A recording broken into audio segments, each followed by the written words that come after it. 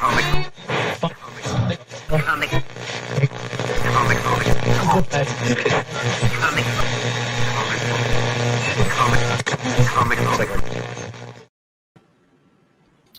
everybody, how's it going?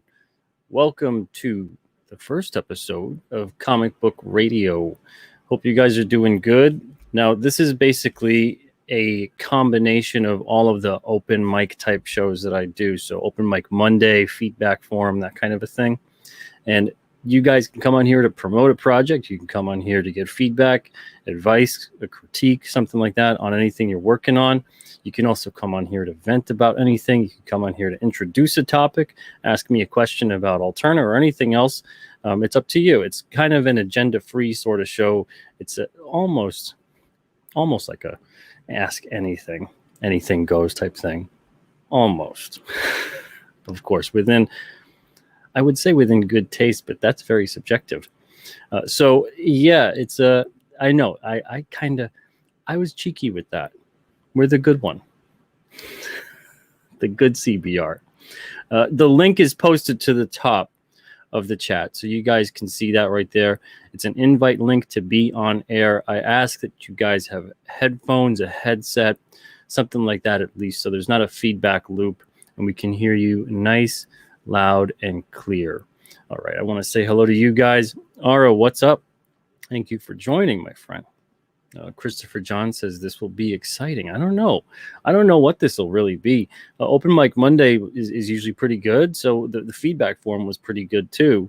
But this is kind of a big hodgepodge of a bunch of different things, just kind of communicating with you guys, talking to you, seeing what's on your mind as well, and also talking about some of the topics that we have to discuss. I might even have co-hosts, like guests in the future, that are along with us the whole time. Again, this is going to be a show too, in case it's not clear. It probably isn't because it's the first one, where each person is on one at a time. Very similar to Open Mic Monday, very similar to the feedback form. And this is to kind of make sure that everybody can be heard, everybody can say what they want to say, and it doesn't become this big, loud, crazy free-for-all.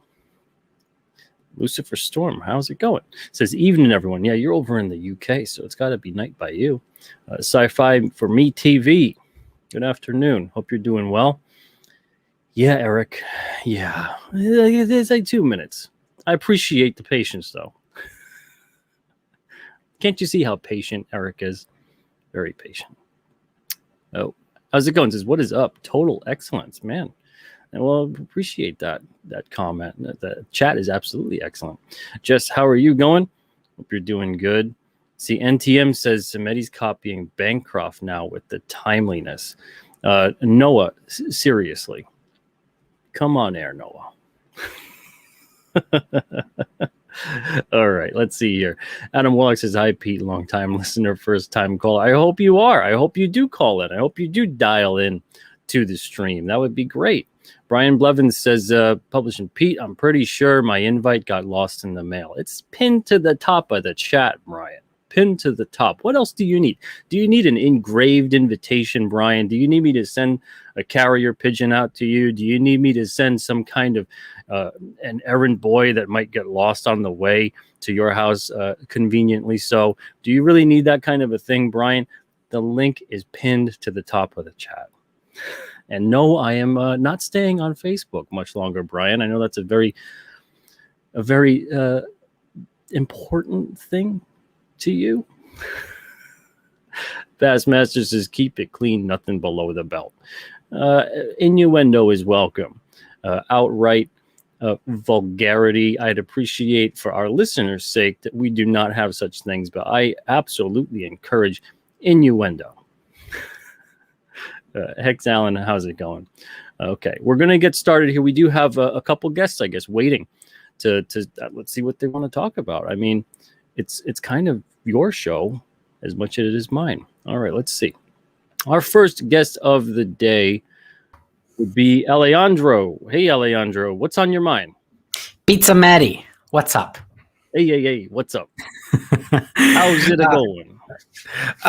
Everything is great. Everything is great. It's 7 p.m. over here. Wow, very nice. Yes. And how are you, man? I'm doing good. I'm doing good. You know, I can't complain. It's a very nice day here today. It's like 70 something degrees Fahrenheit, not Celsius, because we'd be pretty dead if it was It Celsius. snowed here today. Snowed by you. Wow. Yeah, it's. I don't know. Goodness. I don't know what the Well, hell is happening. I know this is very engaging, riveting conversation for those in the chat to hear us talk about the weather, but surely Yeah. you must be on here for something else. I am. Well, really, I just wanted to hang out with my, one of my favorite people. Oh, that's kind. Who is it? Is someone that else guy coming? behind you? Oh yeah, Spider-Man's kind of cool. You know, Yeah, Darth Vader's not so bad. Yeah, Wolverine. Oh, Wolverine, yeah, he's cool too. He's cool. Yeah. Well, okay. I guess I should start by saying to shilling Pizza Medi a little bit. Okay. Yes. I've been wanting. It's your time. Feel free to do whatever you'd like. I'm not going to stop you. Yeah, I've been wanting to do that for a while. Okay.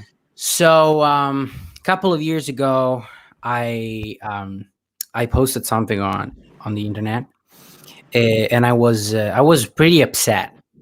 I was thinking about the Holocaust, and I come from Italy. The Holocaust is a big thing in Italy. Like, obviously, in a way, we caused it.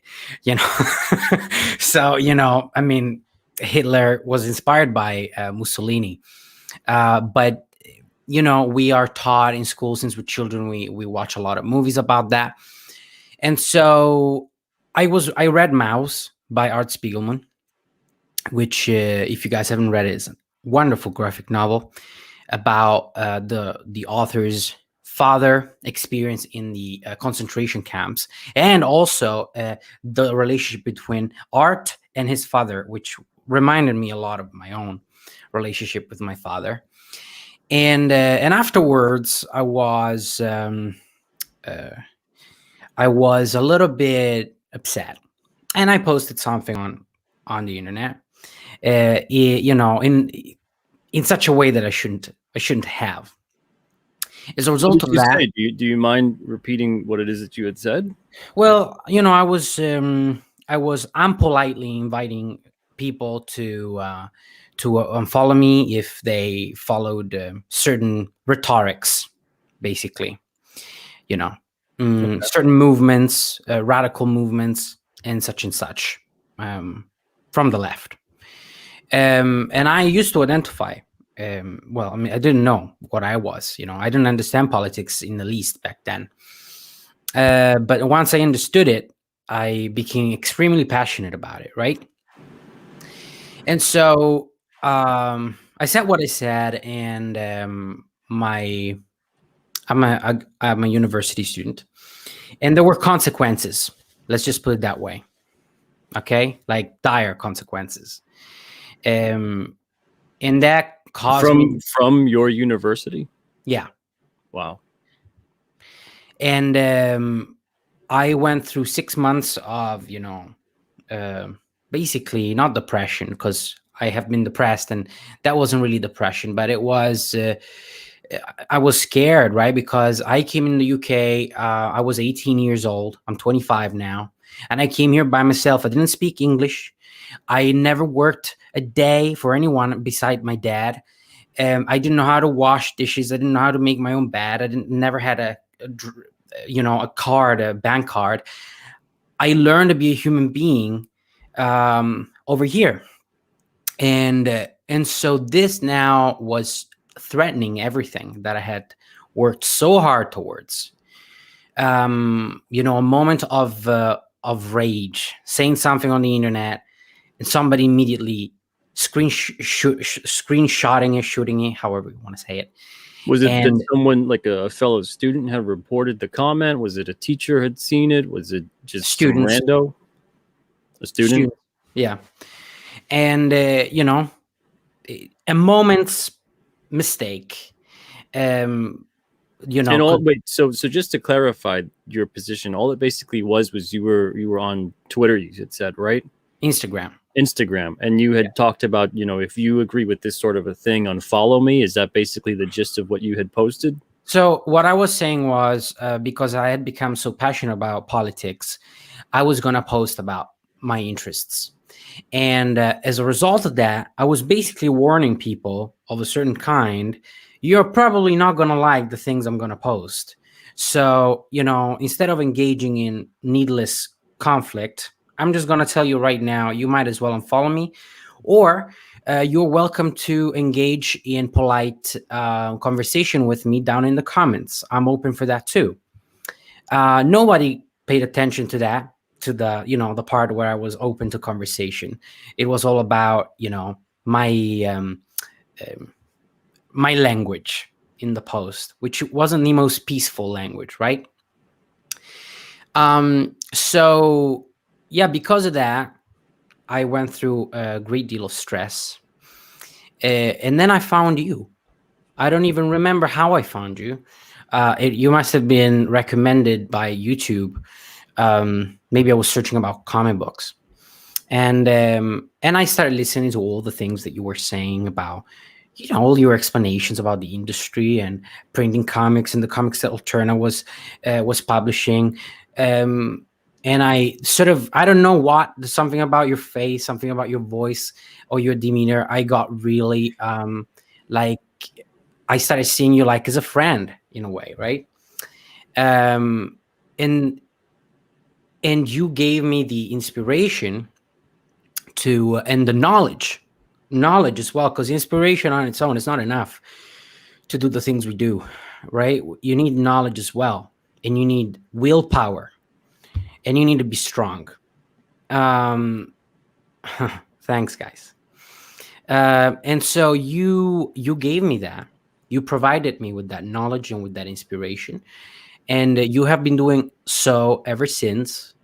You know, you might remember the first time I joined it on a live show. I was extremely nervous, You're not so and bad. I was Maybe nervous. it didn't come. It didn't come through that bad though. You did pretty good. Yeah, I was nervous. But look at me now. But this is because of you. It's because of you. It's because of people like Ryan. Ryan is a great guy as well. You have some great people working there. Geronimo, Broccoli Rob, you know, and even damn it, what's the guy who draws Red Koi? Tyler Wentland, he's great. Tyler. Yeah, so many great guys at Alterna. It's like you just pick nice people because you're a nice guy, right? And so you it takes one to know one, basically. So yeah, I just wanted to thank you for helping me fish myself out of that hole that I had dug for myself. I know that you have to endure a similar thing, and I would like to say I wouldn't wish it upon my worst enemy, but I probably would. That's very human of you. Upon my worst enemy, it's not sure. quite graceful of you, but it is very human. I've never said that I'm perfect, and but most people don't deserve to go through that kind of thing. We all make mistakes, but you shouldn't you shouldn't pay the consequences so dearly. So Well, yeah. I appreciate your kind words here, Alejandro, but I mean, honestly, all credit goes to you. All the credit goes to, I know you're saying things about me, about, maybe the people at Alterna, maybe about the camaraderie you feel with us and things like that. Mhm. But honestly, if you're going to give credit to me, I always give credit to the fact that there's people that were there for me when I was at my lowest, whether it was friends, family, obviously, my wife, who you guys have no idea, and you could probably imagine, but no idea about the stuff that she has been with through, for me, stood by me. But more specifically, in terms of what you're talking about, which is what happened in the comic industry and the blowback of just not even choosing necessarily a side or condemning anyone, just literally saying, look, this is comic books. When people purchase a comic, when they read a comic, if they give you any kind of kindness in terms of them enjoying that comic or purchasing it. And it's just common sense and common decency to say thank you. And Right. to get attacked for such things, saying that, well, just assuming the worst of every individual possible, no matter who would come along, just because maybe they disagreed with you on just anything, even though you guys might have 99% of the things between both of your personalities or your likes, your dislikes, whatever, in common. Maybe they pick apart and they focus on the one thing and they decide that everything else is awful about you. So I would give credit to those that have stood behind me, because if it wasn't for those individuals, those people, and there's many of them, and they're all here too in the chat, at least as far as I know, and there's many more that don't even watch this show, don't even pay attention on YouTube, but have said stuff to me in person, have met me at conventions, have sent me emails, very, very kind people who've been supportive and have been there for a very long time. Those people gave me strength during that time when I thought that all was lost, everything was gone. And it's funny because we're talking about an event that had occurred about 3 years ago. So it's very sad to hear that while so much good has happened, we're still kind of stuck in this weird time frame where, there's still so little that has actually progressed. And if anything, in some ways, we see that it's regressed. But I'm glad that for you and for anyone else out there too, who's thinking, that they're stuck in the same kind of situation, that they're up against all these adversities. There's absolutely a light at the end of the tunnel. Don't give up on yourself. Don't give up on those around you, because there are way more people behind you and supporting you than you realize. If anything, speak up about it. You'll find all those people there to support you. The worst thing you could do is just wallow in silence and think, man, I'm going through this all alone. There's no one on earth that's going to experience what I've been through. There's no one out there that's, feeling the way I feel. You'd be surprised. There's a ton of people out there that feel the way you do.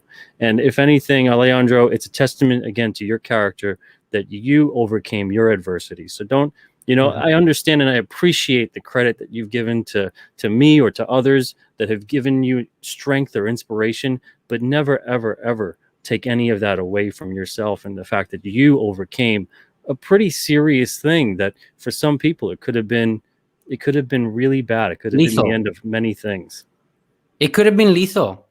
Like, the people who cause these things, they always talk about mental health. They always talk about, compassion.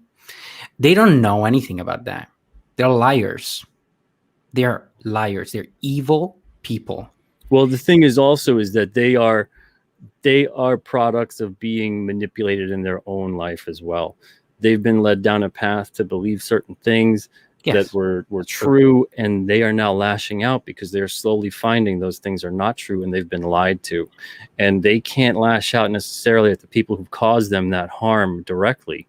So they lash out indirectly to people like you and anyone else that all of a sudden just you existing, you coming up with, your own stance, your own opinion, your own voice, it is a threat to the thing that they know is true.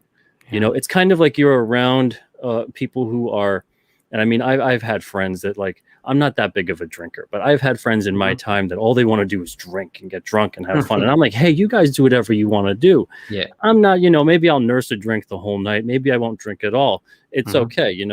Do what you want to do. Me too. I'm like that. But slowly but surely, those people would become more and more upset and aggravated with me, as if I was doing something wrong from just being there. And just I'm not lecturing them. I'm not telling them what to do. I'm not telling them that they can't. And they would be very upset with it. And I find out a couple of these people years later had issues with alcohol.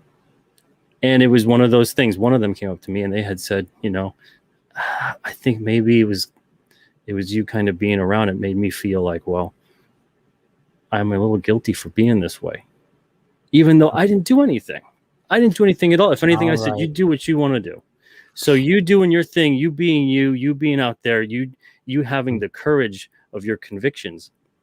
I think it makes some people intimidated. It makes them look at themselves and go, this person just doing their thing, just existing, just being here is kind of upsetting me, because their It's showing truth. them. It's showing them Yeah. the ugliest part of themselves. Because your truth, they talk about that all the time. Your truth, my truth, blah blah blah, this and that, right? There's an objective truth, and then there's people who their truth is their reality, how they perceive it to be, and what they've been through based on their experiences. So what you've been through, obviously, it contradicts their experience, or at least what they've been told. Right. And the worst thing to do is just sit there and go, well, I'm just going to say that all the actual truth that exists is based on what I've been told, not based on experience, not even based on the things you've been through or have seen with your own eyes. To just take, and the whole internet is like that. Everything is the whole, so you know what I'm talking about. Oh, but, yes, I do. Yeah, and so that's why, seriously, don't necessarily, I'm not saying that you are doing this, but don't go down that path into thinking, oh well, they're all evil, they're all this, they're all that.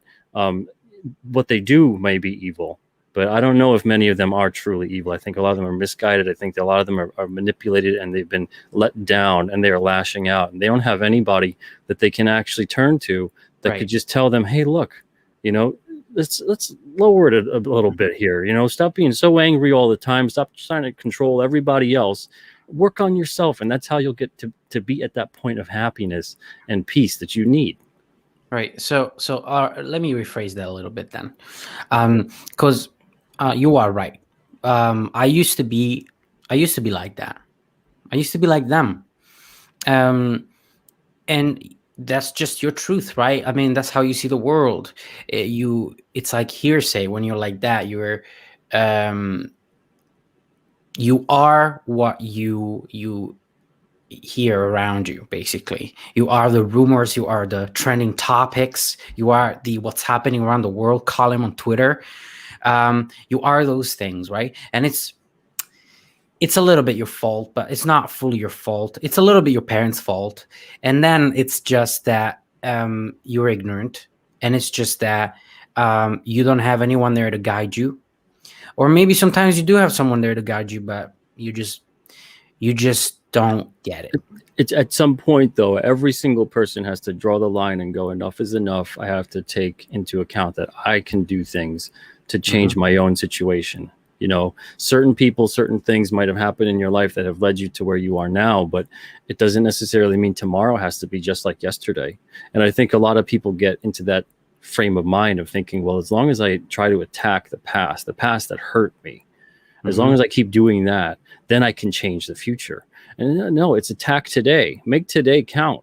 And then tomorrow will get better. But too many people are stuck in the whole like, oh, well, the past, that's the thing that upset me. That's the thing I have to work on. The past is dead and gone. You can't do a damn thing about it. So it's a wrong way to go about it. And the more you keep doing that, the more you keep having this self-perpetuating sadness, depression, misery, and it spreads and infects everything else. And you're in this constant war to change the whole world around you because you're trying to actually change the past. Change yourself. And then all of a sudden you'll notice things get better for you. Right. How long do we have?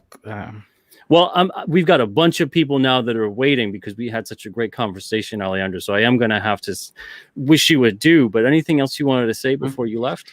I wanted to say two quick things. So first of all, I'm sharing a link in the private chat.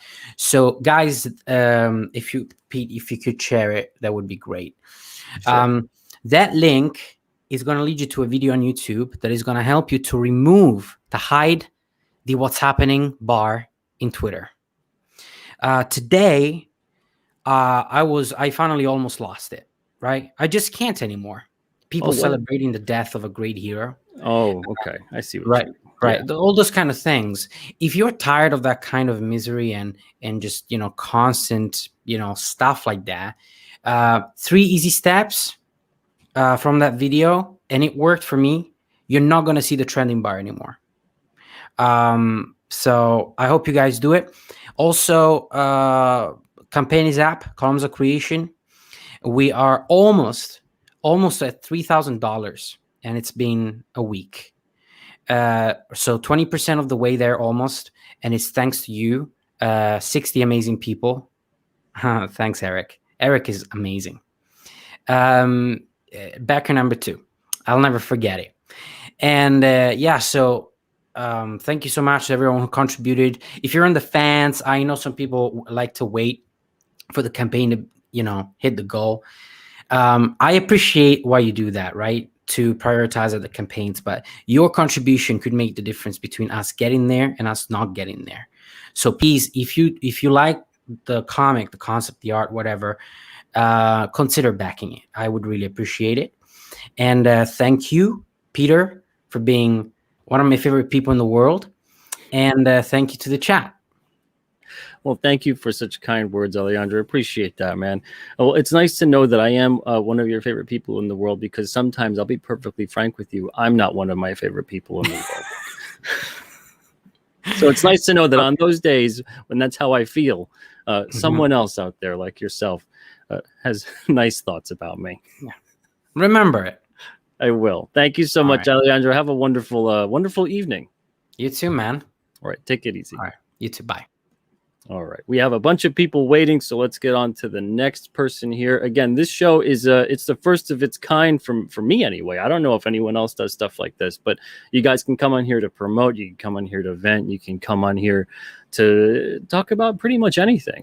Again, all I ask is keep it relatively clean, be respectful of the people in the chat who may be watching. And sometimes I've actually found out that we get like kids watching sometimes.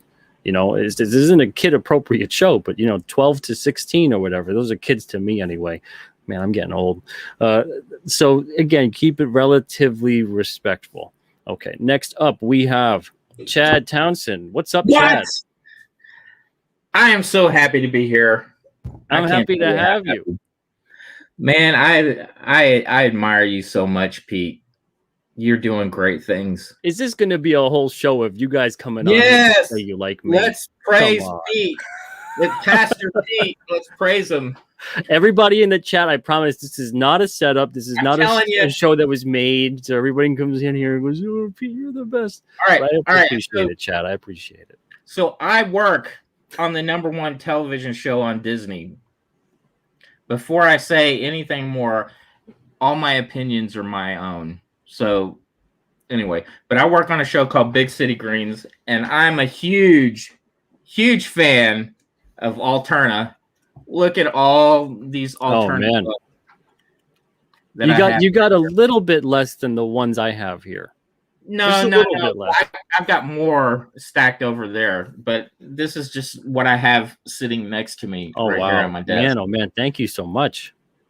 So you're doing great things. You inspire me. Like even the things that I'm doing, you inspire me to want to draw my own comics. And I'm telling you, I'm working on my own thing. I'm going to pitch to you on my own, and I'm doing it by your rules. So everybody listening, Pete's got rules set up on his website on how to pitch to It Came Out on Wednesday and your own personal project. So please respect Pete and follow that guy's rules.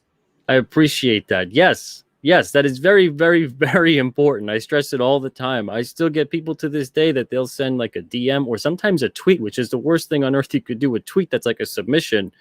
And that stuff gets lost. That stuff doesn't communicate that you understand the submission guidelines on the site. It doesn't even communicate to me that you even have read an alternative book or know what the heck they are. So make sure you go to the website, follow the submission guidelines. That's why they're there. All right. So I'm just going to briefly show you what I'm going to submit to you, but I'm going to cover up my logo. And this is what I'm working on. I'm going to submit a 10-page story to you before too long. And I'm going to do it just like anybody else, So I hope that anybody backing what Pete was saying, don't be afraid to just try. Don't be afraid to do anything. Don't let anybody tell you you can't do it, because you can. I am Kevin Costner's kid. Thank you. You would be surprised. So Kevin Costner actually lives like 20 minutes from me, and I actually ran into him at a gas station. So no way, really? Well, Yeah. I don't know. What's do the ages sync up? Is it possible? was. It's not possible, but it'd be pretty awesome though if he were my dad. But I'm 47 years old, man. Man, you look great for 47. Jeez, I would not have thought that. Yeah, I don't look too bad. Not too bad at all. But I had to wear the shades because Pete. You mean everyone thinks I'm trying to do these to look cool or something? You mean your eyes are actually affected greatly by all the screens and lights all the time too? No, I've heard you mention that before, but I'm actually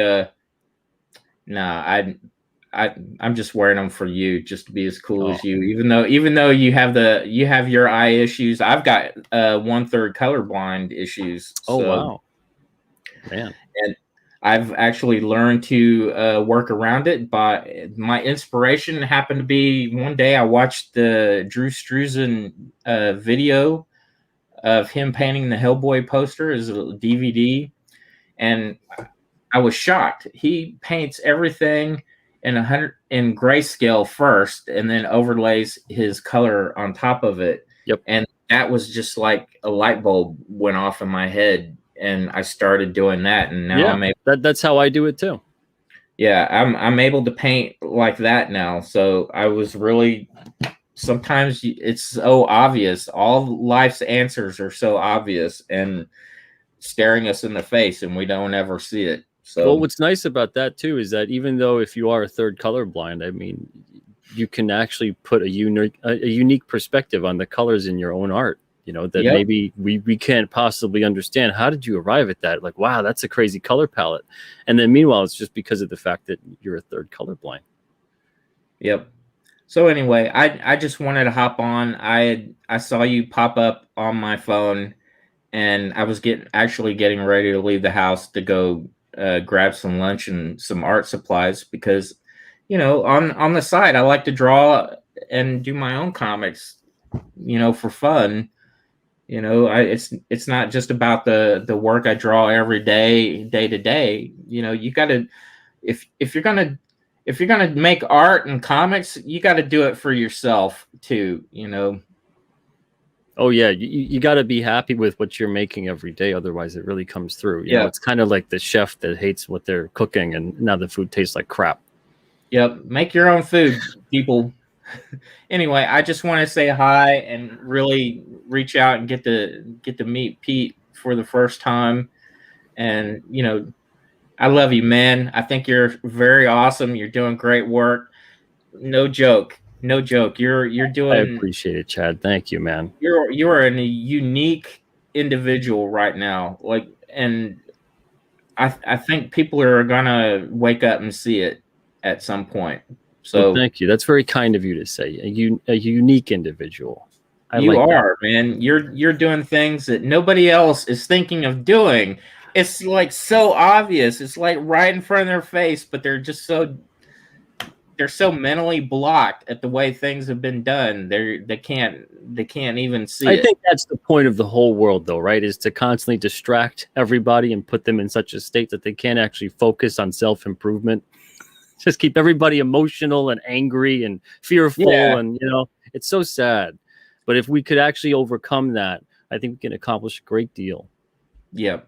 All right. Well, anyway, I'd like to say happy trails. Keep it up. I will be back. All right, man. I want to talk and chat with you again sometime. Well, thank you so much, Chad. And thanks for the teaser on there. And also thank you for, once again, you're going to be going around about it the right way through the right channels. I appreciate that. And Chad, have a great one, man. Pleasure to meet you. And thank you for reading and supporting Alterna for all these years. Yeah, definitely. I'll be making another order very shortly. Thank you, man. Appreciate that. Got so many new cool books coming out. So yes, we do. Yeah, it's 2021 is going to be a great year on that level. Awesome. Take care. All right. Thank you, man. Take care. All right. Very nice, man. You guys are just too kind. Goodness gracious. I thought we were going to get a lot more people on here that are upset and they're angry, and especially if they were upset at me. But maybe we'll still get those people. Who knows? We'll see. All right. Not that I want that kind of a thing. But next guest, we've got Pedro. What's on your mind, Pedro? You're on Comic Book Radio. How do I follow that, man? I don't know how you. Both of them were just fantastic. Yeah, no. Now I'm expecting. Do you have wonderful things to say about me to me? Actually, yes, I do. I'm It's still waiting it's, for. it's okay. You don't need to say them. What did you come here to actually say and talk about? Well, you were great. You're just the loveliest man in the world. And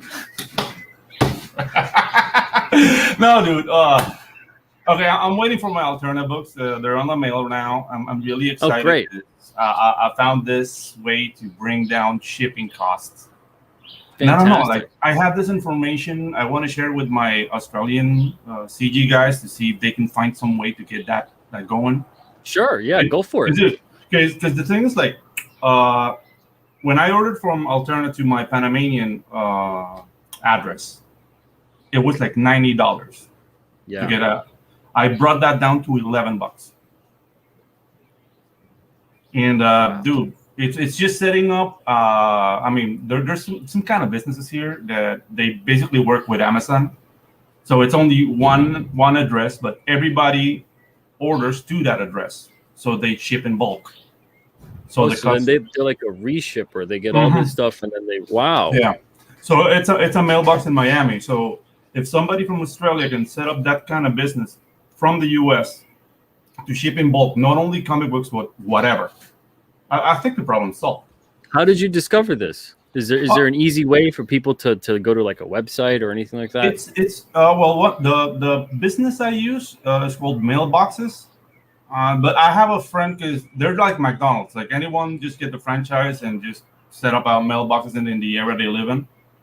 And I have a friend who has a franchise, so maybe I should talk to him to see how they set it up or whatnot to just offer the information. Because I mean, I have no stake in Australia or England, but all the time I hear this problem like, oh, the shipping is killing us. The shipping is killing us. Maybe this is a solution.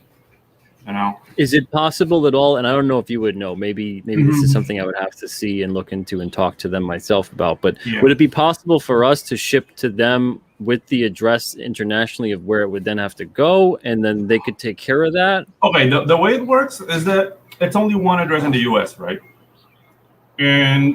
But when you put in the address, when I put it from Panama, I have an ID number. That ID number is what the company uses, and it has nothing to do with the American Postal Service. It's for the internal movement within the company. Oh, okay.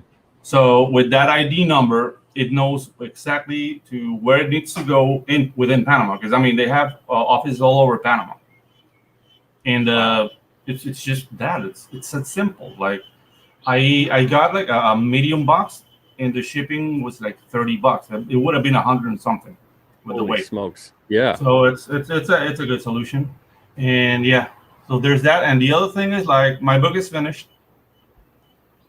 But Tropical Magics is done? Yeah, it's done. It's done. Nice. Okay, I haven't lettered it yet because I told you I need professional help. Well, I mean this show I can offer only so much advice. Yeah. I know. I need no the thing. None of it professional. Yeah. No, I want to hire a letterer because I would love to see what they do. Okay. The script and the story. I mean, because it's been everything about me. But to start the campaign in Indiegogo, I need to set up an LLC in the U.S. And I've been waiting for a social security number for the last 30 days. And I just spoke with those guys. So it's after 60 days, it is a problem. So I just have to sit up and wait. And yeah, so that's that. So the good thing is that I'm making a lot of alternative covers. Nice. So I don't know if you want to see them or this is a place for that. So when you make these alternative covers, these variants, does that mean that then the buyer has to purchase like 5 of this one to get this one and everything else? Are you playing it just the way the big boys play it? No, I have no idea what I'm going to do with this. The thing is, like, I'm working for other people within the community, which is good. Because that's another thing I want to thank you because you're a big part of this. I mean, the first animated trailers I did for Alterna. Okay, I'm losing you. Yeah, amazing job on those too. Mighty Mascots. Yeah, awesome. But it's the truth. But out of that, I've been contacted by other people who have like campaigns, and I'm working there. And I'm working also with another big big name in the community, but I can't really say anything because he hasn't said anything yet. Okay. But dude, it's really exciting times, and I mean, just reaching out. I mean, I reached out first to you. Remember, like I think you were interviewing Gleason This is a on Mighty while Mask ago. a while ago. I was like, dude, I love the characters. I would love to do something. I mean, I did it out of my own volition. So, guys, if you have a talent, if you have anything to offer within the community, dude, just do. You have to make the first step, because in the end, nobody knows you. And if you do a good job, dude, the opportunity is just open. And this is life changing, man. Like I really, really, really like the way my life is shaping up, and it's thanks to you, Pete. Thanks Sorry, to me. What did I do? Oh, the thing is, You guys are all thanking me. I appreciate it, but I don't know what I did. everybody's greasing you up, Pete. So I think I have to do a little bit of that too. No, but Well, you you're were a welcome. big part of it. You were a big part of it. No, I'm completely truthful. You were a big part of it because I mean it was on your show. I saw what has been done. Because, dude, I'm an animator of like tuna cans, bars of soap. You know, that was my for the last 20 years I've been doing that, and I'm 47 now, and finally I'm going back to the dreams of my youth. You know, just That's fantastic. drawing characters and whatnot. So yeah, thanks, man. I'm not gonna take any much more of the time. Those are the two things I wanted to talk about, and buy Alterna. That's no better way to close Yeah. any segment than saying "Bye, Alterna." Yeah. I love it. Well, thank you so much, Pedro. And seriously, it's been great seeing you get more and more involved with all these projects. It's been great seeing your own project come to life. I can't wait till you launch that.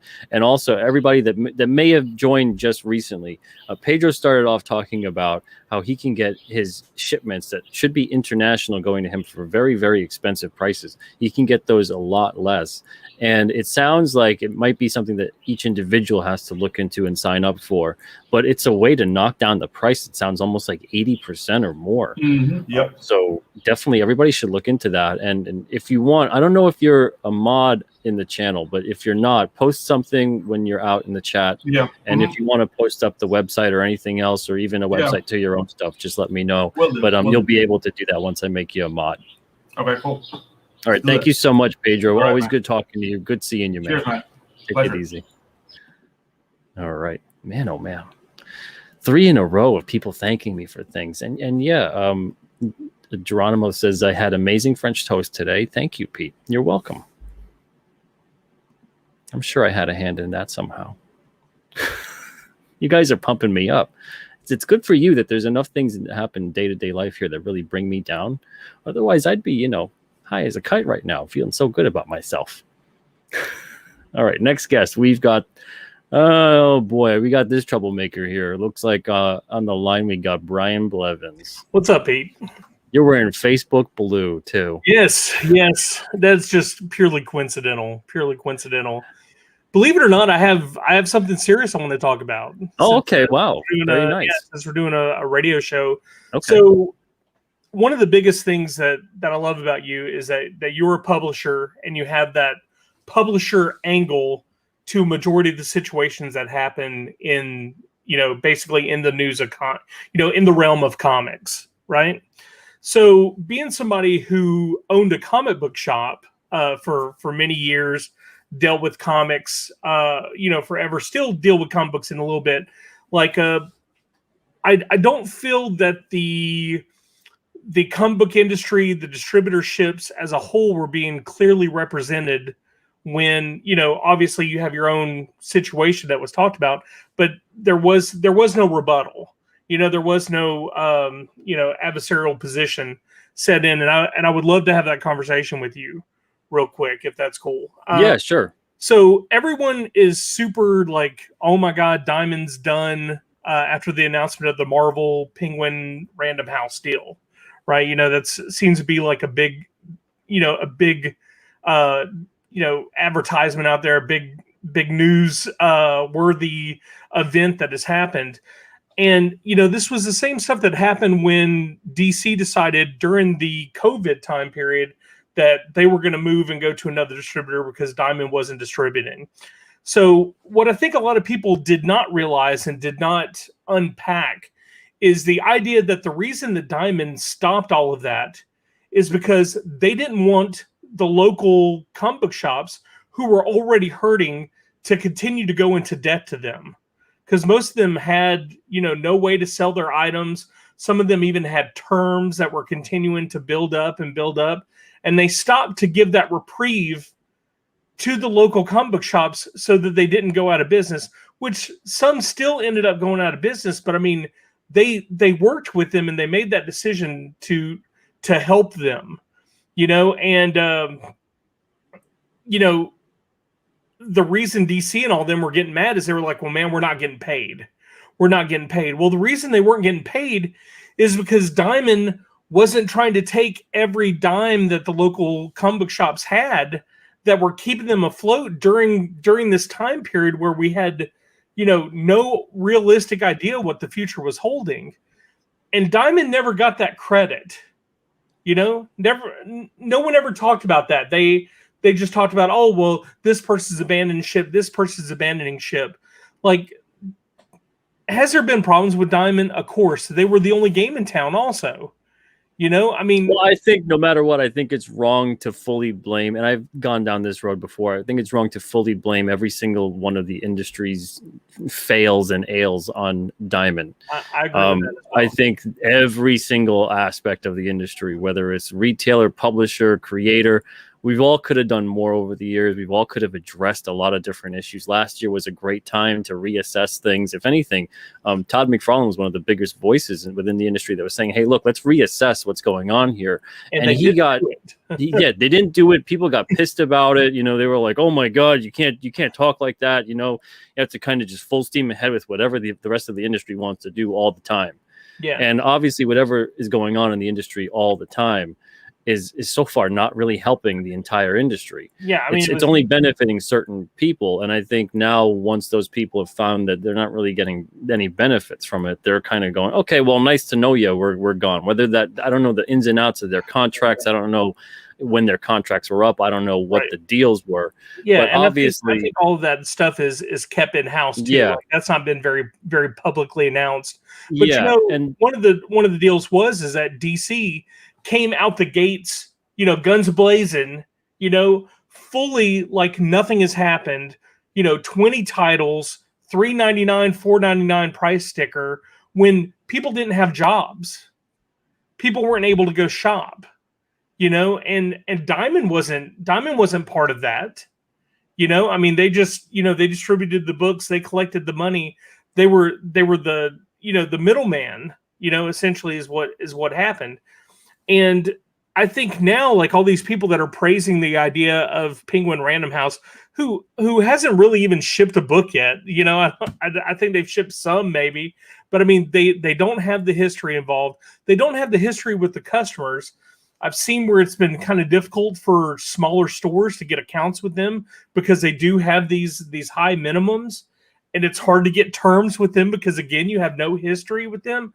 I feel that whereas everybody is praising, the fact that there is a new distributor in town, I think that it's going to be a situation how, like when the, I don't think this is a good situation either. I think some people are really making this into, thinking, oh, this is good too for comics in general. I could care less about any aspect of comics at this point, like an individual aspect, like a Diamond or a Marvel or whatever.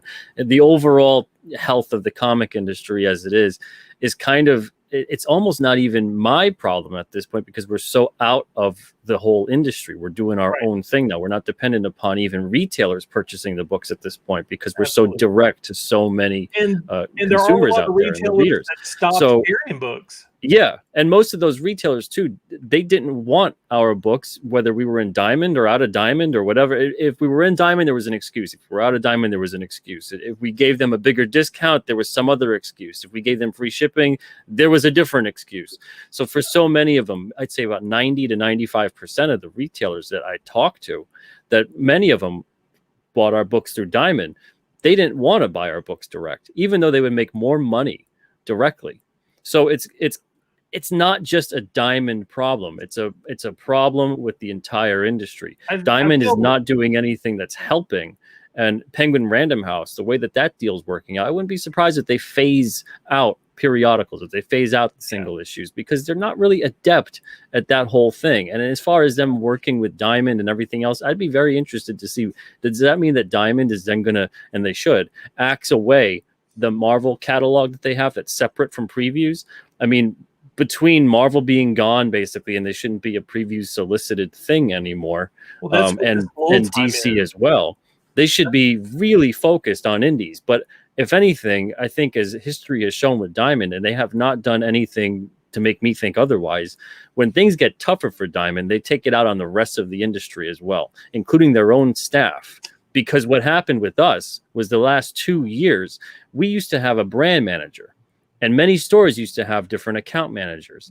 The last 2 years, because of the industry hurting and then vicariously Diamond hurting as well, they minimized a lot of that stuff. So all of these people were there doing the jobs of 2 or 3 people, and they were miserable and overworked and underpaid and everything in between. We had a brand manager that had no idea what the hell our company was about, any of the books, could care less, would send threatening email after threatening email to every single brand on their account. It's not a welcoming experience being a part of Diamond. And then when you ask them, well, how do you increase your sales? How do you improve outreach? Take out an ad. Everything's take out an ad. Give us more money. Spend money with us. Yeah. And it's like, okay, so if we take out an ad, does that mean that we not only make money on the books, but we also will make money after we spent that money on the ad? Or do we just break even and Diamond makes more money at the end of it? So all of it just turns into this weird spinning the wheels, circling the drain kind of a thing. And none of it's addressing the problems of the industry. And now we have a situation where there's a lot of problems in the industry, and a lot of them, it's way too late to solve them. So the best way to handle anything is to jettison. And unfortunately, when anyone brings up anything, whether it's a publisher, a creator, especially when it's a reader, they jump down their throat, they bite off their head, and many times more than not, especially in the past couple of years, they've slandered people to the point where they've tried to ruin their friggin' lives. Man, I've not seen that, though, in the last year or so. Oh, I haven't seen that since this. I mean, maybe I've been oblivious to it. Maybe I've been oblivious to it. I'd love to be you, Brian. Man, oh man, I would love to have that. And God bless you for it. It's still a nightmare. I'm being serious. It's still, like, there's, it's not as brazen. I'd give you that. But in terms of still what's going on in backroom channels, what's going on that's very prevalent in the publisher face of everything in terms of the books they put out, who they hire, that kind of a thing. There's no delineation at this point between the fact that a creator that goes off the friggin' rails and starts really just tearing into customers or anyone, a potential customer too, especially just going right into them. You can't even say that, oh, well, that person, you know what? They do that. They're not going to get hired. There's no way they get hired. No, they get hired. They get hired in droves. If anything, it's encouraged. The comic industry actually encourages attacking potential customer bases instead of saying, no, you make stories for everybody. Is that clear, everybody? You make stories for this reader, that reader, any reader. And that's it. And you can't control who reads your book. You can't control who likes your book. You can't control who hates your book. And if someone comes along and they tell you how much they love your book, thank you for reading. If someone comes along and tells you how much they hate your book, thank you for reading. And you just keep doing your job and making your book. And the publisher has your back and vice versa. But you have to respond back accordingly and be a professional in that relationship. The power dynamic of you're a pro and you put the book out and they're the reader. And if they don't like it, they don't need to buy it. And they definitely don't need to be accosted for it or told that they're the worst of the worst and they're this and they're that. And that's been a very, very encouraged practice in the comic industry in the past couple of years. Well, I was going to say, again, when I first started this conversation, I wanted to make it clear, like, I'm not a publisher. Like, I'm not, you have a very unique perspective from your side as I do from my side, for being someone who's been a consumer or a retailer in the resale market. I don't think that they should treat, the people that are paying double price because they're paying for the books and they're paying for the floor space, to house those books. And, and they do that at like a 50% discount. The thing also, though, that I 46% noticed last year, discount. and I apologize for cutting you off, but the thing that I noticed last year when a lot of the retailers were hurting, many people, myself included, I was trying to encourage more and more retailers to actively engage in online promotion. Come on my show. I have an open floor for you. Not one took me up, not even local retailers. And then also we had a buyback program months and months and months before all of this happened. And I said, I need books. I don't want to go back to print. We had a whole friggin' Indiegogo based on the fact that I ran out of books. And I contacted 200 plus retailers. Do you have any more Alterna left? I need to buy back books. I'd rather buy them back from you, or do a trade-in for the new stuff that we have, especially now that we're leaving Diamond. There's nowhere you're going to get the new books unless it's directly from us. So we can take your old books, give you new books, and you don't even have to spend a dime. You just have to give the shipping. That's all it is. And then we would ship it to you and they don't have to pay a thing. So it's kind of like an even swap, but they get new stuff and they lose the old stuff. Only 2 of them did that. 2 of them. So they didn't even want to have a buyback on the books that we had that we were begging them for. And then on top of that, the third thing that was the killer for me when I said, you know what, I'm done trying to promote and help retailers because they're in a situation that they want to be in at this point. Almost none of them want to sell online. Almost none of them. And if Alterna decided today, you know what, we don't want to sell online anymore either, well, we might as well just close up. How the heck are we going to make a sale unless we decide to open our own Alterna store and then just cater like crazy to the community around us? Well, and then if that community is not a comic buying community, we're losing all kinds of sales across the world. I'm just selling Alterna. They're selling every single publisher there is. And they're struggling more so than us that are just selling Alterna online. These retailers have to realize, look, you got to start shipping out packages. You got to start selling books. And the ones that are doing it are thriving and they're succeeding based on back issues that people love and are going towards because they can't stand a lot of the new stuff. Now, if a retailer wants to do that, they'll probably find success. If a retailer doesn't want to do that, a lot of them are they're going to look around real soon at a very full store and have to close those items and go into bankruptcy. And we've all been speaking to death about this stuff for years. But so many of them, it's like you present this solution, you present an option time and time again. Okay, the sales, the community's drying up, this and that. Well, start selling online. And they'll go, well, I have a brick and mortar store. Why the heck should I sell online? If I wanted to sell online, yada, yada, yada. And it's like, well, if all day long you're telling me you're in a dead store where no one's coming in and you're surrounded by a museum worth of stuff, why don't you sell that stuff? Well, there's a lot of people that were not comfortable with pivoting. I mean, they should have pivoted. There was a lot of people that should have pivoted, but again, like, I mean, with the way you were talking, like, and people getting attacked left and right, like, I mean, I could definitely understand why they wouldn't want to take you up on the offer in fear of being retaliated against themselves. But again, the whole point of all this was not a Alterna versus Diamond situation. It was just a rebuttal to the whole idea that Diamond, was failing as a retailer as a whole. And and the thing is, and I'll make this very clear too. If I saw that Diamond was actually going above and beyond to really try to correct some of the problems, some of the things going on, dude. Ever since they did the back to comeback stuff, man, that they've been really pushing this stuff. I mean, it may have been a day late and $1 short, man. But I mean, they're definitely took. They definitely. What have they done? Do you know what they've done? Yeah, I mean, like, dude, they've extended term. Dude, I think they've actually don't quote me on this, but I think they've actually eliminated debt for some people during the time period. Like during the I mean in terms of how does that help people to move books? How does that expand the footprint upon getting books? What Diamond needs to do is they became the bank. They became like the casino of the comic industry. They were 100%. And they really should not have done that. I get why they did it, and that's nice that they did do it. But like at the end of the day, it made the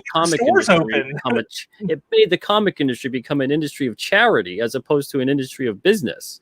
And as soon as it became an industry of charity, then you get everyone treating it constantly like it's a charity. The comic industry is a business. But when you have a company when you have none like of them, I didn't like see one Penguin, retailer care to go, oh, well, Alterna's getting unfairly attacked. Let's stand by them. Let's order more books. No, they ordered way less. I didn't mean and this they made sure across Alterna, man. Well, they made sure. That's what I'm talking about. We're kind of a microcosm for what had occurred in the comic industry, because they did the same thing to Antarctic. They did the same thing to a bunch of other publishers when it was like the Comicscape menace is coming around. Oh my God. And they treat it like it's the big plague of the whole entire thing, and you're the worst of the worst if you even think twice about saying hello to a Comicscater. Well, they treated it like it was the end all be all of you were the most disgusting, vile anything on earth, just because of the fact that you didn't want stereotypes in comics and be force fed to buy them, and then be told you're the worst person on earth when you were like, look, I'm not buying this junk. This is awful writing. These are comics that are overpriced, and these are comics made by creators that can't stand me and don't want my money, and clearly told me they don't. So when that happens, it turns into like, oh, now it's our fault. It's everybody else's fault when the whole industry isn't making the sales they could have made. You guys swore off tens of thousands, if not more people. And I don't mean you, I mean like them. Right. Absolutely. So when that happens and then the industry starts to crumble, it turns into you got nobody to blame but yourself. So now when they want to turn around and then they say, oh, please help me, the people who we kicked in the nuts and we spit in their eyes and we threw sand in their face, oh, please help us stay. Please help us be better now. We're a charity now. We're no longer a business. Can't you help us out? Well, where the heck was the help? Where the heck was the mercy? Where the heck was any of the caring when any of it was going down? You had a position of power. Though? Huh? Where's the acceptance of change? Like, I've said publicly and privately, Pete, and I would like to see a public apology then. That would be fantastic from many of these individuals. I've said publicly and privately, hands down, you are the hardest working man in indie comics and publishing. Have I not? I've said that more. Oh, I got nothing but love. My voice. Yeah, I've said it more times than anybody else. My tone might be firm, but I have nothing but love for you. You take time out of your schedule to give a platform. You help educate, and I think that is the only missing piece right now at this point. I think Diamond needs to get them a set. Because there's a straight refusal to get a set of 10 solid people, and they need to create a win-back team. And what they need to do is they need to go encourage people and explain to them how lucrative this online business. They need to skew their percentile model from the publisher end, probably not from the customer end, to give them more advantage to take. Because when Walmart, let me tell you this, when Walmart gets a product, you pay for that space, not Walmart. Like, Walmart gets money for that space. They have had it so well for so long, these publisher companies, again, not pointing towards Alterna, but I mean Marvel and DC and Image, to where they just sit back and sell their books, and they're like, okay, the person who's buying it at a small premium, like, is able to spend like all this excess money per square foot to post our stuff and to store it, so we don't have to worry about storing it. I think Diamond has done a good job since COVID has came out, and maybe a little before then. I think that they were working on an upwards incline. I don't think that they were declining, and I think that this Penguin House stuff, maybe it made them a little more focused, and maybe we're about to see a new Diamond that is going to be the end all beat all, because they already know what doesn't work. I hope they already know what doesn't work. I haven't seen a hell of a lot, though, other than them thinking as long as we cater to the retailer, because that's the thing, is they view the retailer only as their customer.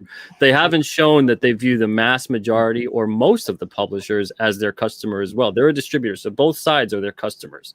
So by catering largely to the retailer, but then also kind of screwing both retailer and publisher, it's created this weird division. They've kept everybody at arm's length, and now there's so many problems on both sides, and neither is being made aware of it. And when these meetings happen, Comics Pro and Diamond Summit meetings and the retailer meetings and things like that, when anything at all even is slightly addressed that there might be a problem in the industry, everyone loses their freaking mind. And they get really pissed and they take it very personally and they go all over the place with it. But then when there's problems, they go, someone help us, please help us. It's like, well, guys, this is people trying to help you. Yeah, They're but trying to say Random first, you House have isn't to going to help acknowledge. them, though. Well, that's the Random thing. House And they're will going not to even- realize. will not even answer the call, I don't think. They're going to all realize very, very soon that they should have acknowledged a lot of these issues full on, very early on, as opposed to thinking they would work themselves out, when if anything, all it did was placate the whole situation. So I know this is going to be a weird tangent, but I need to get it out because I need to. So Sure. I don't know if you watched the Pirates of the Caribbean trilogy. Okay, the first three. All right. So the Pirates of the Caribbean 1 was a great movie, The Black Pearl.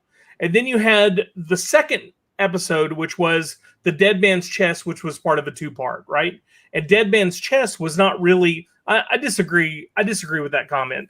The Dead Man's Chest was, was a movie that wasn't really that good, but it was part of a two-part. So when you get the third episode at World's End, and World's End was horrible, like it was absolutely unable to be watched.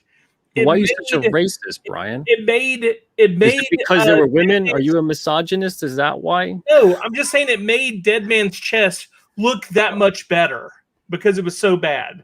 But Just that's, like and I Force don't Awakens. mean any of those things about you, but that's what I'm saying, though, is you just had a criticism of a piece of entertainment, a piece of fiction that you were like, this was horrible, especially in comparison to what came previously.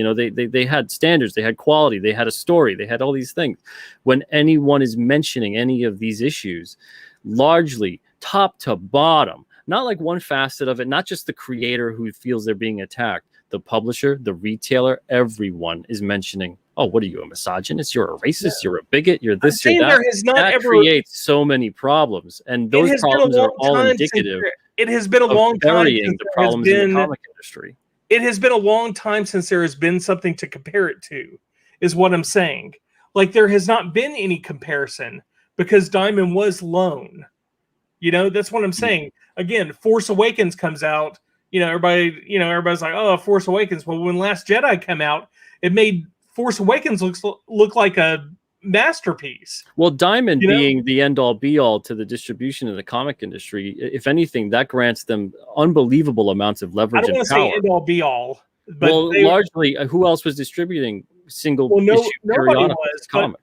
Why were people not just breaking? So they were hedge funds creating distribution channels. Well, they were complacent with it instead of still being hungry and still trying to address and tackle a lot of the issues there. They figured, oh, well, this is the way it is. I mean, the Diamond ordering system is very backwards. The whole setup is backwards. The Previews World site, they were preaching for forever. You could order on there. I don't even think you can still order on there. You can't ship it to store directly. So if they're going to operate as the de facto headquarters of the entire comic industry, especially the retailers, they got to treat it then as such, or don't do it that way and just be a distributor. Don't tell potential clients, that come in, that the publishers or the creators, you know what, we'll accept you if you do this and this and this and this and this to your comic. But if you have just a corporate, and they do that, and they should have no editorial control. Have any kind of empathy or sympathy towards situations then we ought to just have a complete robotic, system of, hey, look, we're cutting you off at this point. Like if you don't pay your bill on this day, we're done. We're not. Well, if it's a distributor and it's okay, it sells, it doesn't sell, it doesn't sell. If they operated like that, and in the meanwhile they justified their discount that they'd be taking from the publisher with saying, look, we're expanding our distribution footprint, we get you into all these stores, and then the stores, on the other hand, can go, yes, and then we sell the books to the customers. Instead, a lot of the conversation, though, it revolves around, and I've had way too many conversations with retailers that go, it's not our responsibility to sell to the customer. It is the publisher's responsibility to put the customer in our store, which is like, at that point in time, if we're talking about 1985 or something, before the advent of e-commerce exploding everywhere, you maybe have a point. You got us by the balls. But at this point where it's like, hey, I can set up a site, and if I'm going to direct a customer and preach to them to go to a store that most likely doesn't carry the comic to begin with, so now they have to wait X amount of time, or in Diamond's case, maybe wait forever because they don't honor a lot of those reorders. It's definitely hard. It's definitely hard. It turns into, well, the power dynamic is skewed now. It's definitely hard to preach to pivot to an online market when you yourself are not successful in the online market, which I think is why Diamond hasn't done it.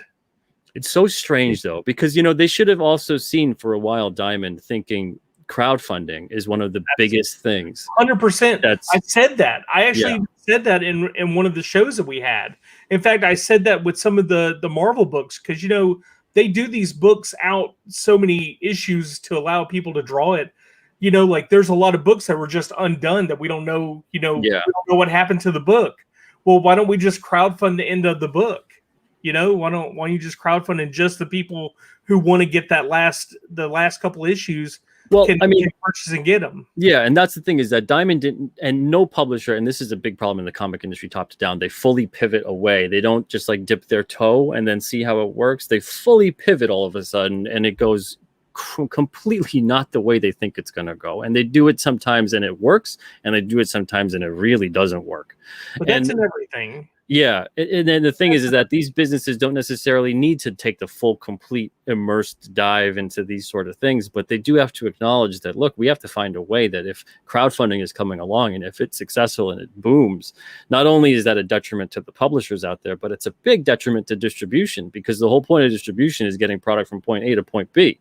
Right. And if the crowdfunder goes, hey, you know what, I could just go point A to point B on my own and make more money, and it's a lot easier and less stressful, I'm just going to do that.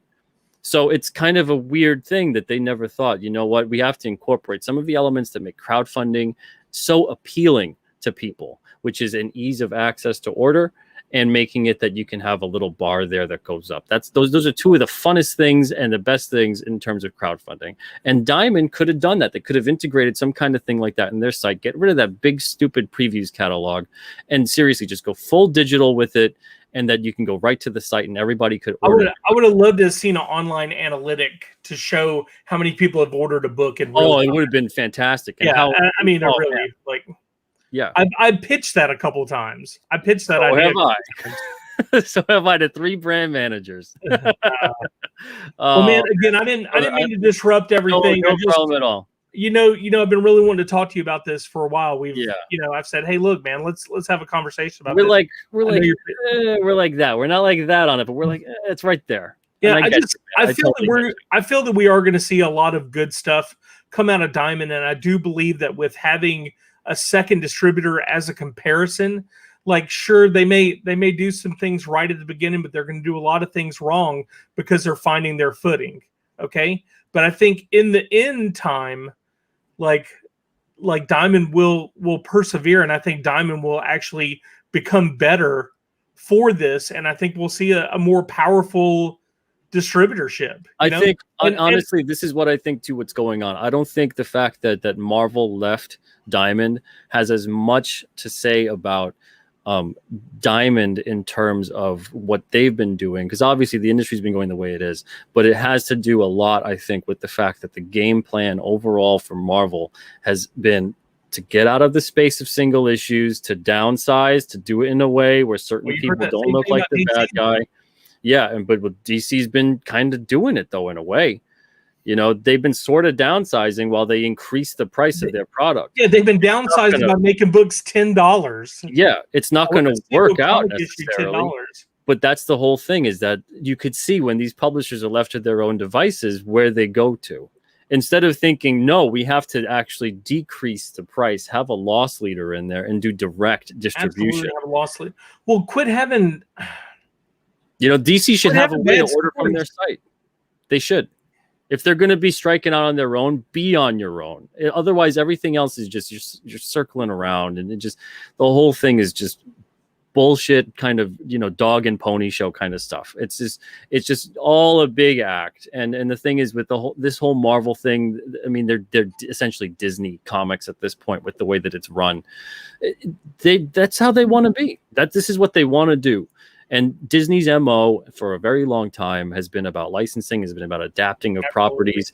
It's not really about pumping out, very unique and original material and be very creative and all that kind of stuff. It's about chasing trends. It's about, especially modern Disney, has been about chasing trends and adaptation after adaptation over and over again.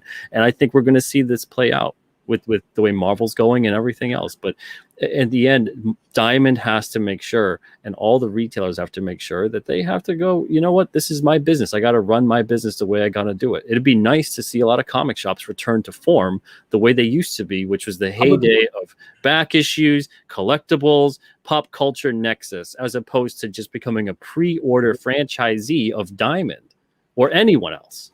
Yeah. Well, I know that you probably were thinking I was going to bring something farcical to the, to the. Oh, the it's fine either way. This is appreciated too. It was a nice Yeah. breakup because I had a lot of people say how much they love me, and now I have you that says, well, I mean, dude, you definitely are killing it. You are definitely killing it. Your space, and you're using your platform to give others a platform, which I think is completely honorable. Does definitely need to have more attention shown on it. But man, like again, I think that when you had your conversation about that, or when you had your video, there was no conversation. It was just your point stressed out. Nothing wrong with that. Obviously, it's your show, but I appreciate you giving me the opportunity to come on and have a conversation. No about problem it at all, Brian. Instead of just letting that completely slide out. No, and it's a worthy conversation to have, and I think that this is a conversation that the whole industry should have had about 5 or 6 years ago, at the minimum. I agree. That was when it was time to. For a while. Yeah, I know. We have very similar frustrations. I think DC and Marvel both should have rebooted. I think they should have came back with. I think they should have taken the Valiant. I've said this again multiple times. They should have took the original Valiant approach. They should have limited their numbers, less variants. They should have had 6 main titles. One from each of their characters and one that travels across all 7. All 6 titles. Quality, not quantity. Yeah, absolutely. Quality, not quantity. Because what happens is you have 4 books, right? You have Batman, which sells incredible and makes tons of money, right? But then you have this book, and this book, which are kind of trash and don't sell, and they lose money. Well, it eats up all the profit from the Batman book. Whereas if they just eliminated this, they would just be completely profitable with Batman. Yeah, it waters down the overall brand, not just the brand of the character or a particular book. It dilutes the profit for sure. And they're trying to do it again at a premium, like at a $4 or $5 price tag. I mean, the $10 price tag blew my mind. Like, I'll pay $10 for Last Ronin, okay? But I mean, I'm not gonna, I don't know. No, I get you, man. Sorry, guys. No. It's good. This is the whole point of this show, though, Brian. It's all over the place. I know, which is why I jumped. Which is why I came to jump on, man. No, I love that you came on to do it. Awesome. That's the thing is we're both passionate about it. And someone else said it before in the chat. I saw, but it flew by. We're basically kind of saying relatively the same things. It's just we're very passionate about it. So we're both kind of explaining situations in our own ways from our own unique viewpoint. Absolutely. We each have our own perspective for sure. And they're very, very close. But at the end of the day, I guarantee that both of us, if we were like in charge of the comic industry, it wouldn't just be like, well, I want my way. And you're like, I want my way. We would both, and there's many times right here where we found a compromise to say, yeah, this could actually work. And the thing is that you have to have that conversation first. And so many people in the industry don't want to have that conversation. They definitely do not. It's so sad. And and the thing is, my way of doing it might not be right, and there's many ways it could be better, and your way, and et cetera, and et cetera. But the thing is, we're never going to know unless we all just talk about it. And the fact that you're not allowed really to talk about it, and as soon as you do, they jump down your throat with some of the worst stuff ever. Oh man, it has not made a conducive environment to growing, to having progress, to having stability, to having sustainability. So I guess I'm lucky I've dodged that. Knock on wood. I'm glad for you. I will say that I do have a very unique perspective, and I do like to talk about my opinion of things. I don't obviously, everybody believes in their own opinion, because that's the way we are. But I like to come on this show and I like to talk and I like to make fun and I like to change up the atmosphere.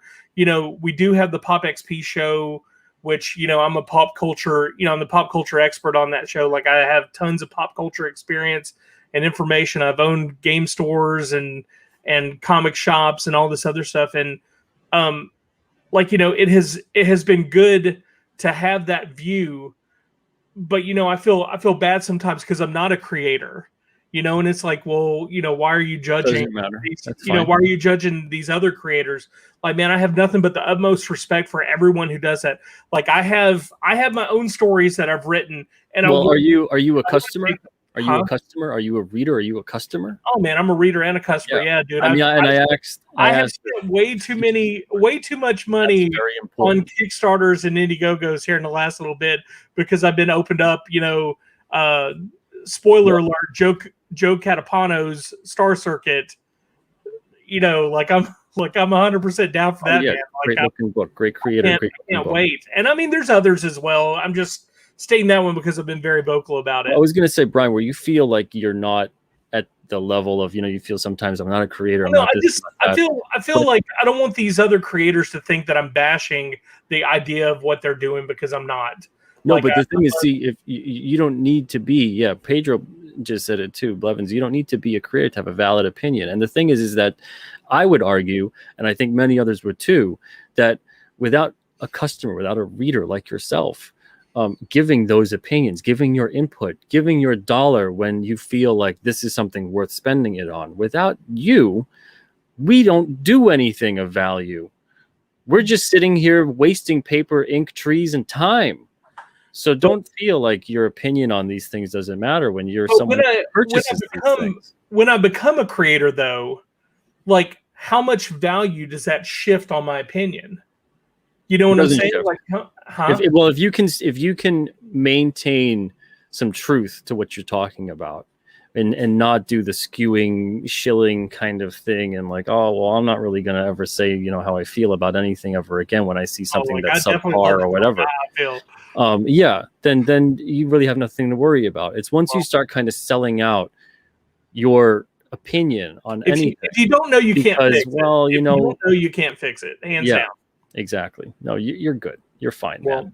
Again, thank you very much, Pete. Thanks, chat. Shout out to Charlie's London, who's in the chat. What's up, Charlie's London? There you go. Lots of love, Pete, Brian. Thank you very much, man. Great show. I love this idea. When you pitched it the other day, talked about it. I think it's going to be a success, just like in all the stuff you do. So thank you again. Thank you, man. Appreciate you, buddy. Have a great day. And Peace. Always feel free to join in, and you don't have to always be a goofball or nothing. This was a great conversation. Well, I like being a goofball. I do like being a goofball. It's a little. I thought this was the platform to have that conversation. So it absolutely was. I took the jump. So all right, thank you so much, Brian. Peace. All right, we have immediately our next guest. I meant to go remove Brian, but he was a gentleman and did it himself. So now we've got Ara. Hey, Ara, how's it going, man? Long time no see. I've talked to you a whole bunch, obviously, but haven't seen you in a bit. Yeah, I know. Where have you been? I keep sending you invites. I'll try. I'm trapped inside this cacophony. Yeah. No, I'm good. How are you? I'm doing good. What's on your mind today? Well, a few different things. I was going to continue the love for Peter Fest. Okay, that's fine. Whatever. Yeah. Well, a few different things. One quick thing. I wanted to share a spoiler alert about Pete. He's actually part of the Witness Protection Program. His real name is Michael Smith. He's from. Sorry. Did I say that out loud? Sorry. So anyway, point number 2. I have a few different video projects that are comic book related that are coming out. That one will be finished towards the end of the month. That I'll come on to open mic night and talk about it. Oh, fantastic, man! Yeah. Then nice. And I have some artwork at the beginning by a few different local artists, including one that you and I both know, but I'm going to keep that a secret until later on in the month. And then, of course, one of the other ones is a 15-year history of alternate comics, which is this publishing company out in New Hampshire that puts out really crappy comics and the horrible artwork, and the publisher's a jerk, and all that stuff. So I hope it's a truly insightful piece on some absolutely awful individuals. Oh yeah, it'll be like 60 minutes. We'll have all the hard hitting questions and all that stuff. So yeah. But the third point, I guess, is to continue the Peter Simeti Love Fest, and it's I've obviously, as you know, obviously I've had the honor of meeting you in person several times. Just as a side note, to Charlie's I've had the London, honor. I've had the honor. You've had the unfortunate occurrence and displeasure of meeting me, but I've had the honor of meeting you, Ara. Well, it's yes, you have. I'm glad you said. No, I'm just kidding. I've had the honor of meeting you obviously in person in all the New England area cons, and just to say to anybody who's watching this, if you've never seen a Peter Cimetti show, first of all, where have you been? Second, it's been on forever. He's been on the internet since 1972, so I don't know how that worked, but anyway. So my point is, what you see on screen is not an act. It's totally honest. That's who he is. I've met a lot of other alternative creators, and they're all in person. They're all fantastic. They're all totally honor worthy, and I don't even know if that's a word, but I'll say it anyway. So, but just you're awesome, Peter. Just wanted to say that. I'm glad that we've met many times in person, and I obviously have like all of your books. You've got some that I don't even have. Yeah, it's kind of amazing. It's fantastic. So you're fantastic. And anyway, just out there for everybody, what you see on screen with Peter is not an act. It's not. He's not blowing smoke up people's butts. He's it's real, and that's who he is. And he is a force in the industry for good, for positivity, for pineapple pizza. And if you like that stuff, which I do, but that's just me. Man, so, all right, you're really getting your $5 worth. I'm getting my $5 worth, I should say. It's the check is in the mail. So, but like Tina Turner said, you're simply the best. That's you. So. Well, thank you, Ara. And one last thing, newsprint is back. So signed by Peter Cimetti right there. Or as the Witness Protection Program likes to call him. Is that laminated? It is. Oh, nice. I got it laminated. It's on my wall. Obviously not right now. But it's years and years and years ago, I worked at Office Max and I would laminate everything. So it's absolutely fantastic. So anyway, just want to say all that, and all you guys in the chat, all you people, all you humans out there, Peter is the real deal. I can attest to that. I've known him a long time and met him in person, and hopefully one day by 2037 we will meet in person again. So anyway, just wanted to continue the We Love Peter Cimetti Fest. So. Well, thank you, Ara. And seriously, we've all said it before, but you can't spell Alterna without Ara.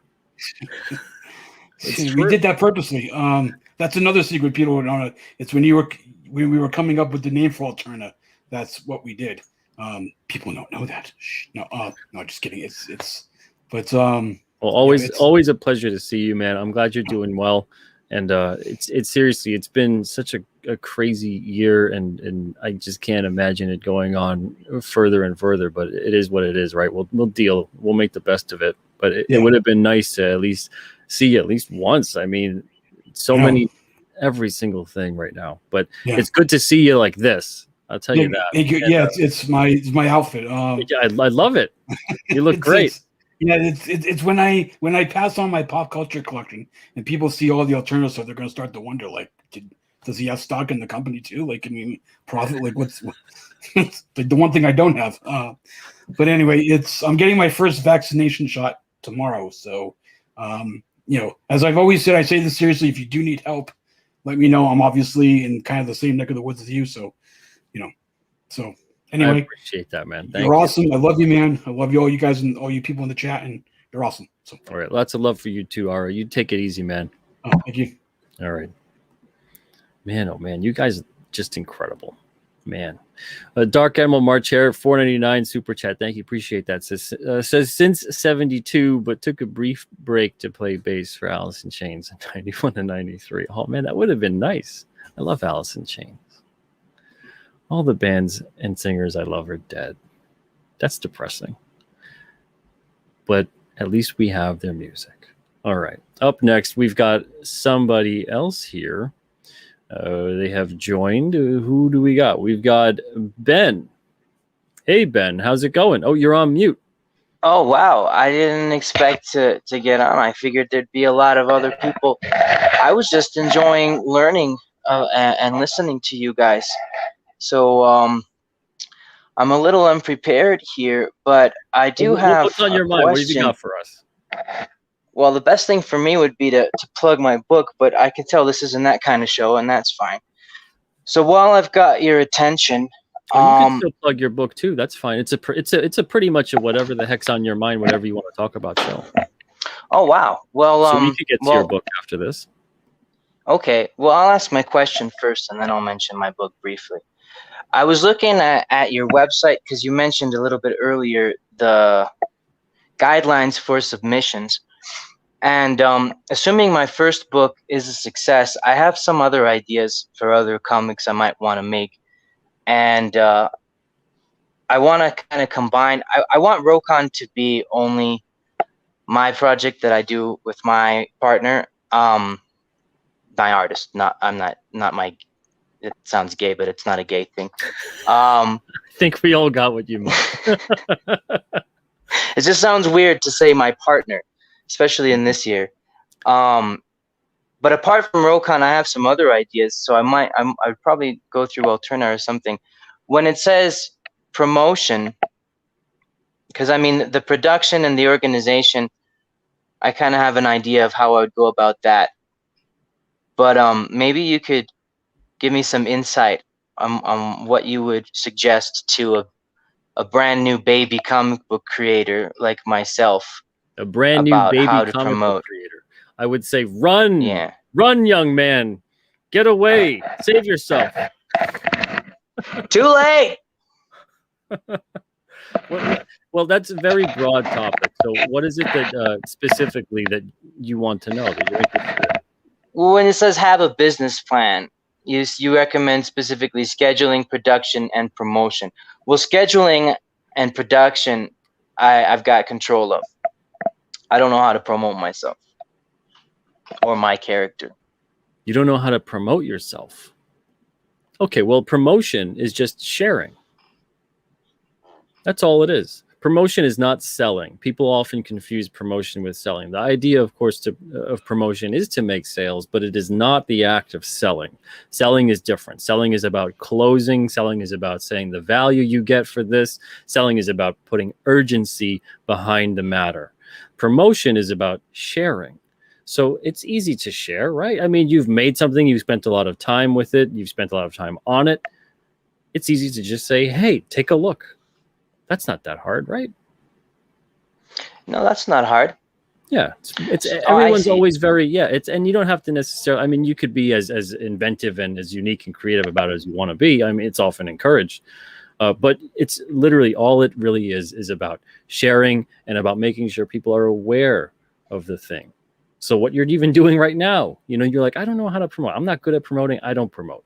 You're doing it right now. You're promoting. Cool. Look at that.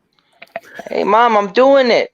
Exactly. Look, here I am. Well, I guess what your clarification about the difference between selling and promoting, that really clicked for me because I was confusing those terms. So thanks, Pete. And while I'm at it, Pete, I just want to thank you for gravity, for the distance between the moon and the sun, so that the Earth functions the way that it does. I know you had a lot to do with that. Yeah. So thanks a lot. I know there's a lot of other people that want to get on, so I don't want to take any more time. That honestly, what you just said, as simple and throwaway as that was, that's immensely useful for me because that is another piece in the puzzle that I was kind of missing. So that makes things a lot more clear for me. It's about getting your work, getting the thing that you're working on, get that out there, talk about it, and you're sharing it with people. You want people to know about what you've been working on. It's all about, this is the thing, like here. Hey, everybody, check this fella out. This is Timey Tim. Timey Tim's usually on Open Mic Monday, and he keeps track of the time. He's not working, though, tonight, but this is Timey Tim. Say hello. That's promotion. Hey, awesome. So I'm gonna do that real quick, and then I'll say goodbye. All So right. everybody, check out Rokon on Indiegogo. We've been working really hard on it. It's a fantastic story. It's the best artist you've never heard of. Take one look at it, and you'll see immediately and straight away how good the art is. Listen to the video, read the description, and you'll get an idea of how great the story is. It's our first project. We could really use your help. I'm gonna fulfill come what may, so don't worry about that. And that's it. That's all I have to say. Pete, thanks a lot for your time, man. I appreciate you. Oh, no problem. Thank you so much. And Church Bell, thank you for putting up that link to Rokon. You guys can go Oh check yeah, that thanks out a on lot. Indiegogo. And there you go. Awesome. See? That's not so bad. Bye, Pete. Not so hard. Thanks a Thank lot. you, man. Have a good one. All right. Yeah. So promotion, not a difficult thing. And if you notice, at no point in time did I say Timey Tim was for sale, because promoting and selling are two different things. Thank you so much, Ash and Jackal. Appreciate that. Super chat says, hi, St. Peter. No time today. Have a like. Well, I'm taken aback by that. No time to even get in here today, and you just throwing $2 at us. Thank you, man. Appreciate that. Jeez Louise, you guys are too kind. All right, so on to our next guest. We have a couple of them, but our next one is George Peter Gatzis. George, what's on your mind? Peter, thank you very much for having me on. I have a show and tell, a quick show and tell, and a couple of thoughts on the topics that you talked about so far. Sure. Right now, what you're seeing is standard comic book size, 7x10. And I just want to show you an actual press copy of the oversized 10x15 books. This is the book one, Joe King. The great thing about this is that there's two artboards, one on the focus. There you go. There's two artboards in the book, one on the inside front cover, and then the book itself,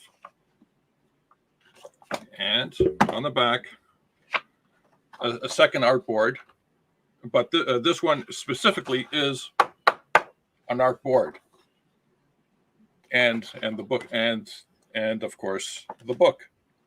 10x15. I'm working on the illustration on this on the back.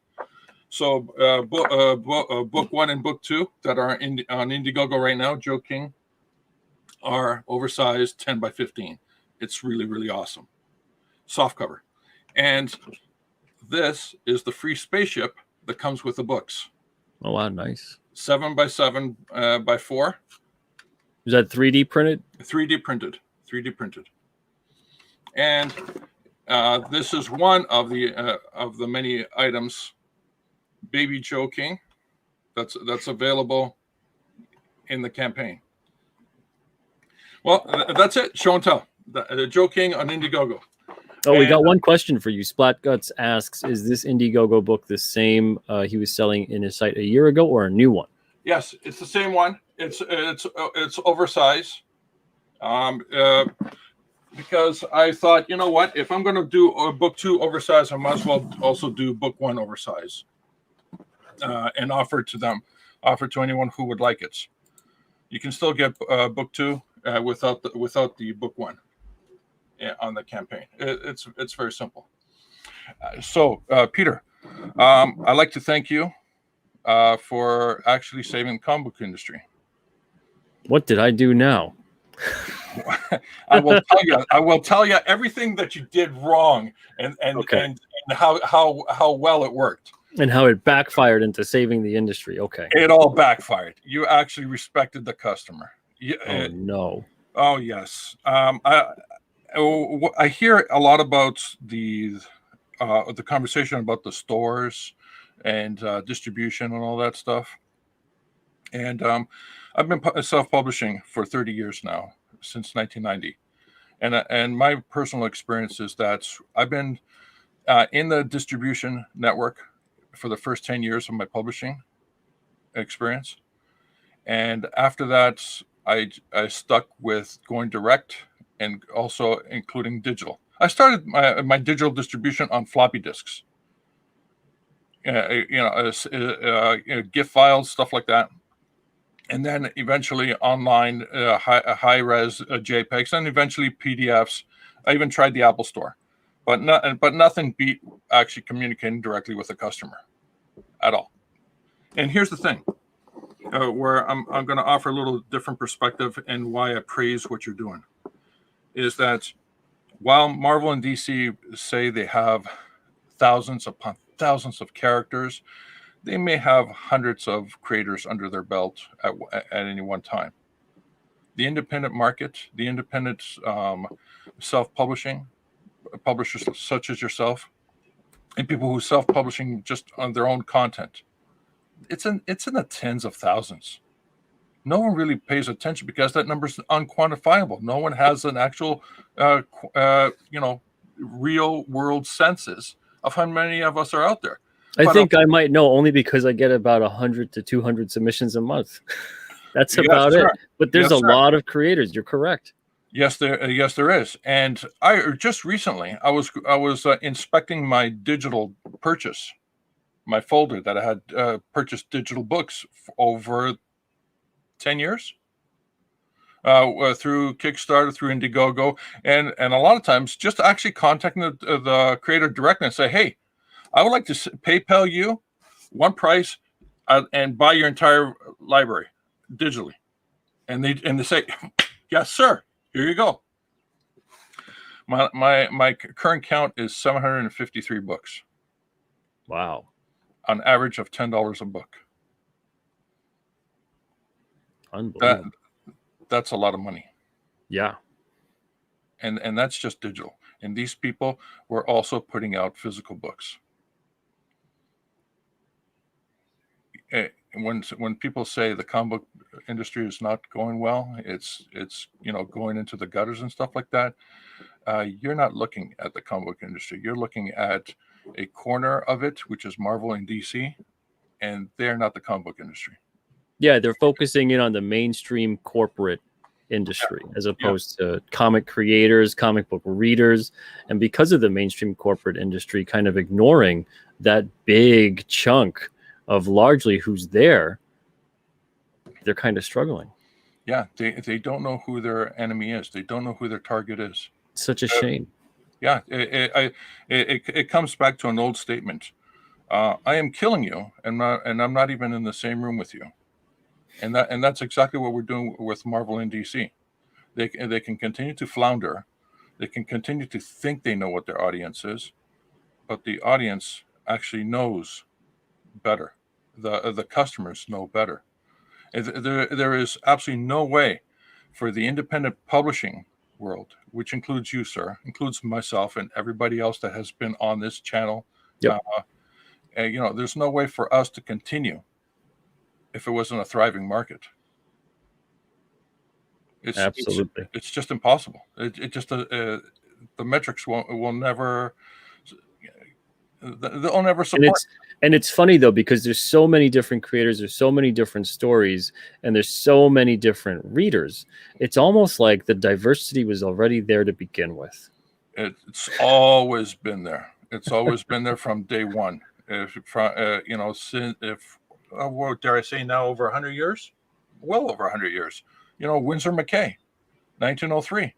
With Slumberland, Nemo. Well, even if you want to go like really, really back and like the Yellow Kid and things like that, in terms of comics, in terms of the actual, there's always been diversity. It's just the people who are trying to preach their ideology or their message, they're so myopic in their focus. Well, I found that a lot of the people that are upset right now about that push is because it's not so much the push of, here is a character that's not white and not male. It's more about the fact that you're being told that this is the first time this has ever existed, and this is also the best representation of such character. And everyone else is like, are you kidding me? This has been like this decades and decades, my whole life. It's been like this. And what are you talking about? And, these are the characters I love. These are, who they are. And then you're met with just unbelievable. If you don't like what they're putting out, you're met with unbelievable vitriol And Yes. unfortunately, that's kind of become an accepted stance. No matter how many people you say, what are you talking about? Like, I love, and just to talk about movies, for instance. Sure, So sure. they'll say, you know, strong female character. Yeah. And then it's like, well, what about Ripley and Sarah Connor and Princess Yeah. Leia? And you Yeah. can just, and you can expand further into crime, drama, horror is full of strong female Angie characters. Dickinson, Yeah. Wonder Woman. I mean, Right? good God. Yeah. So just that whole conversation, it's met with this kind of almost like a gaslighting of trying to tell you that they didn't really exist. And if they did, this is why they were bad and this is why they don't count. And if anything, that's far more offensive and demeaning to women, to minority characters, etc., than it is to just say the stuff that you're making right now that is really kind of like ham-fisted and half-hearted and stereotypical. I don't like it because of those reasons. That's far more offensive and demeaning to those characters than it is to say, I don't like the ones you're making right now because of these reasons. And Absolutely. instead, it's very strange. It's a very, very strange time right now. And it's not just strange because of the entertainment industry and the way that that's going in comics and everything else, but across the board, unfortunately. I think so many people, we all get along with so many different kinds of people. It's very hard to truly convince someone in their heart at this point in time that their heart is full of hate and you're a bigot and you're this and you're that, because it's very demonstrably false. But for some people, it's all about pushing that it's the truth. And I think more and more people, and I'm glad to see it, more and more people are not standing, down upon it. And they're saying, nope, there's a line, stop it. This is not who we are. This is not who I am. And we're not taking it anymore. Yeah. And we love a lot of different people. We like a lot of people. And if we don't like someone, it's not because of this superficial nonsense. Maybe it is just in fact that you may be a jerk. And that's why I don't like you. Yes, yes. I don't have anything to add to that in terms of points, but I do have something to support it when these particular people who have such hatred in their hearts, when they try to produce a product, it shows. It does show. Yeah. It's all consuming, and it's so unfortunate because it shouldn't be that way. But for some people it is. And I hope that they work through whatever it is before ultimately it consumes them. Because, the comic they make, the movie they make, whatever it may be, I'm not going to purchase it. I'm not going to entertain that in my life. But for those people, just speaking one person to another, I hope that they work out whatever it is that's really eating them up, because it's such an unfortunate way to live. It is, and maybe someday it will actually come to bear, on their soul, and they'll be better at it. That'd be great.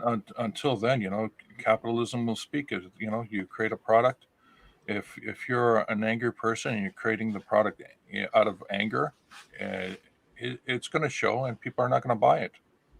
People will buy, and the crazy thing is, they say, well, it's just the superhero market's dead and all that stuff. I don't see that.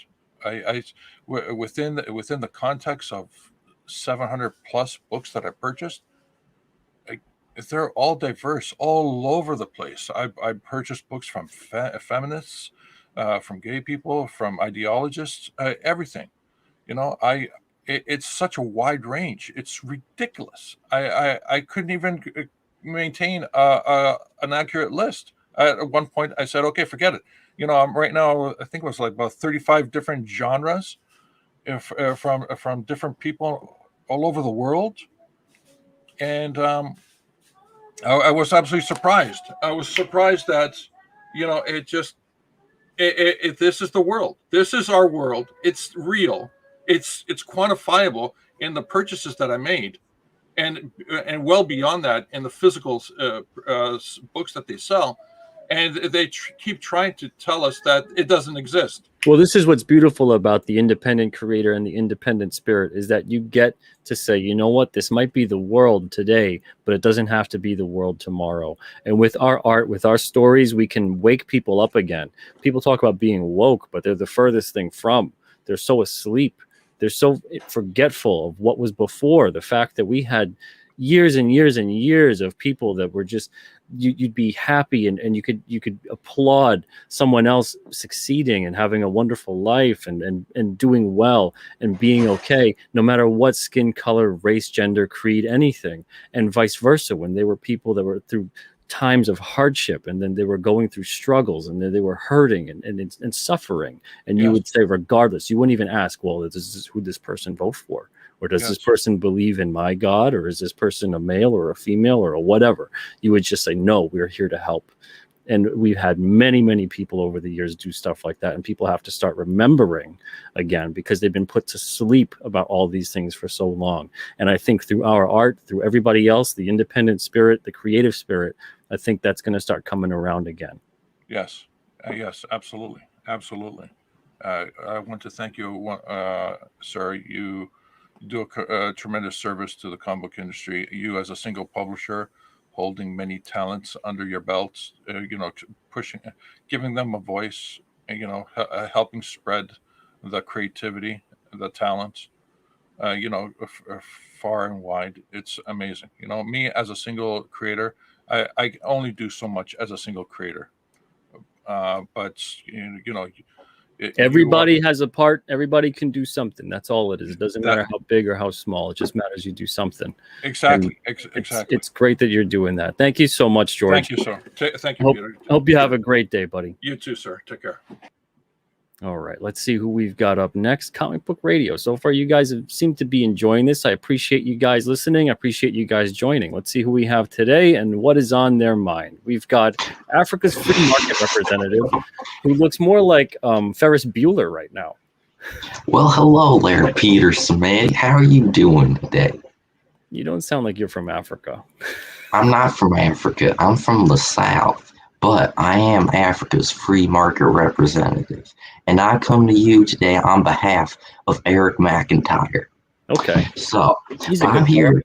Yeah, I'm here to talk to you about what's been going on in good old Africa.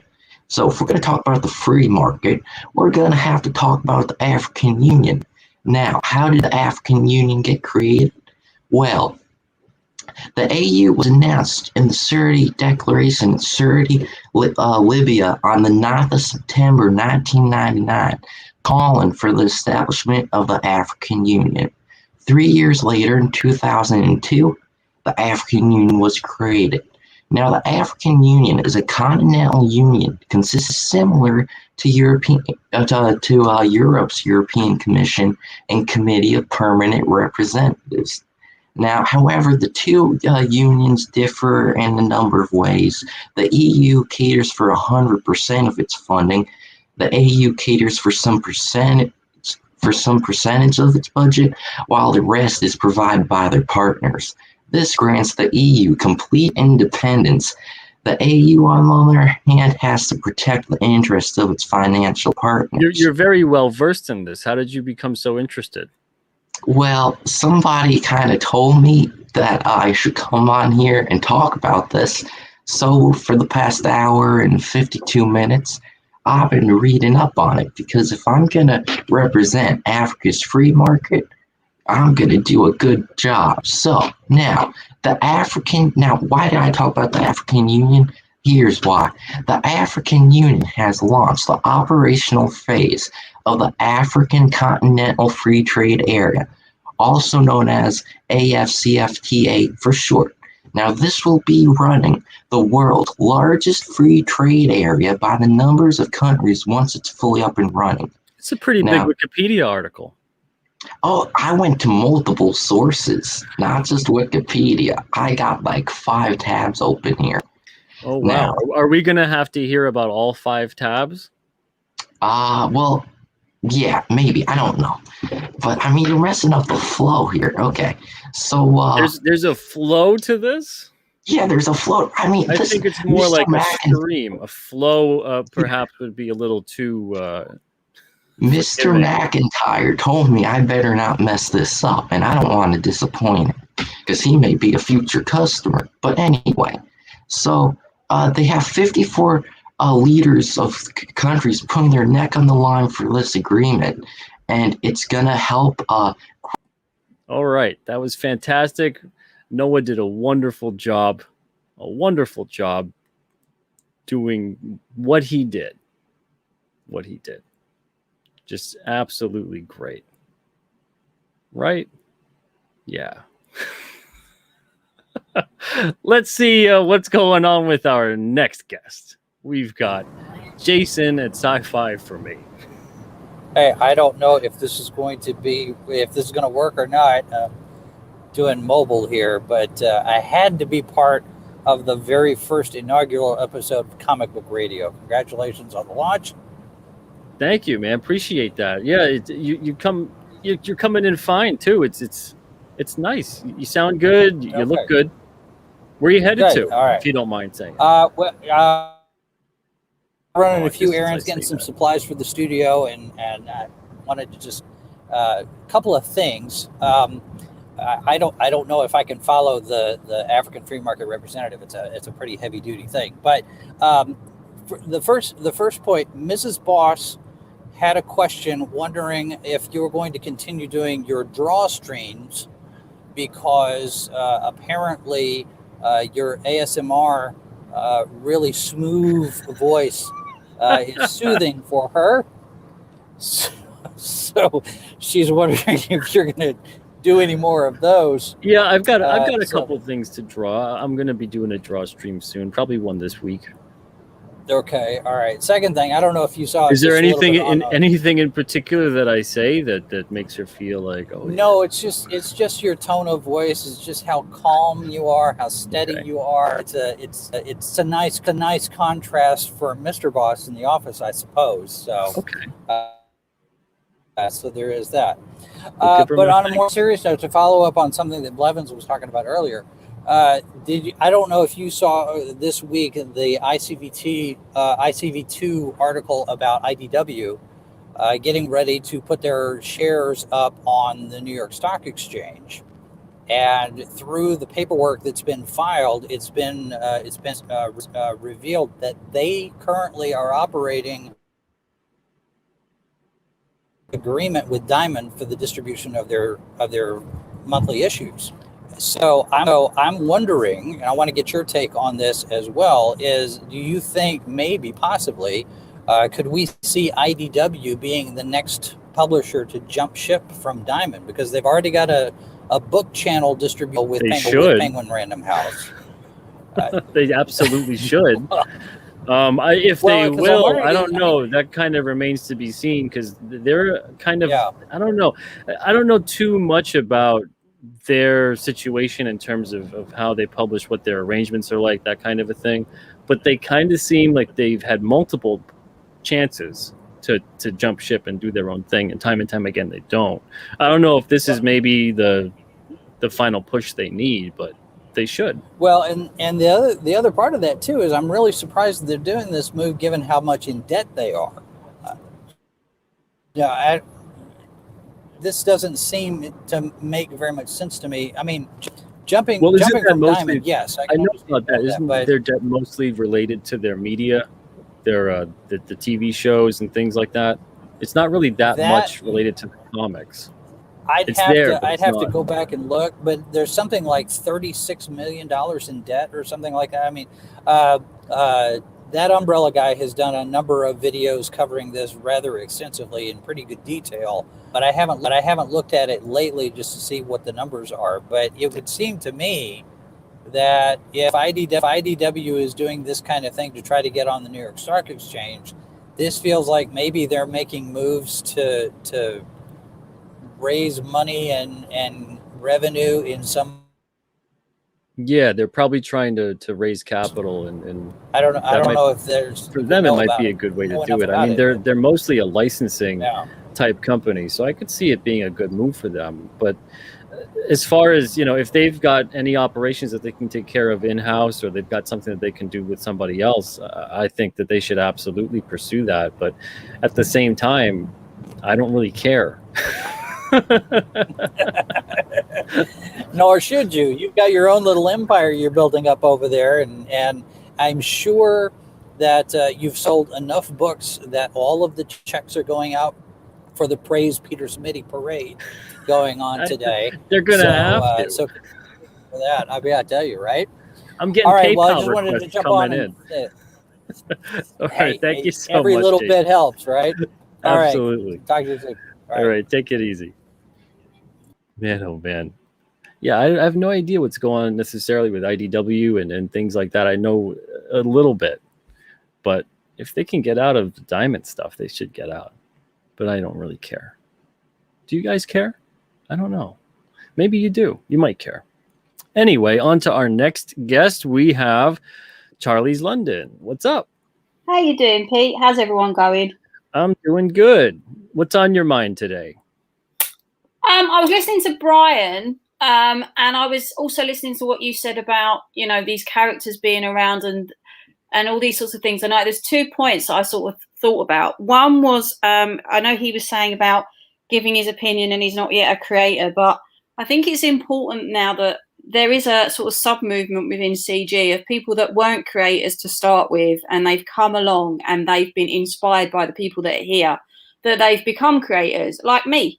And I just started out hanging out in the chats, and then I had this idea, and then, the rest is history. But when I've done my books and what I want to do, I'm still going to carry on hanging out in the chats. I'm still going to carry on sharing links. And I think as long as you're true to what you want to do and you're true to the ideas, I think that you're going to have a long history in CG, no matter what you brand yourself as, a creator or a customer. And I always look at the things I look at when I see people is, do they share campaigns? Do they promote campaigns, from the biggest campaigns to the smallest campaigns? Do they hang out in the chats?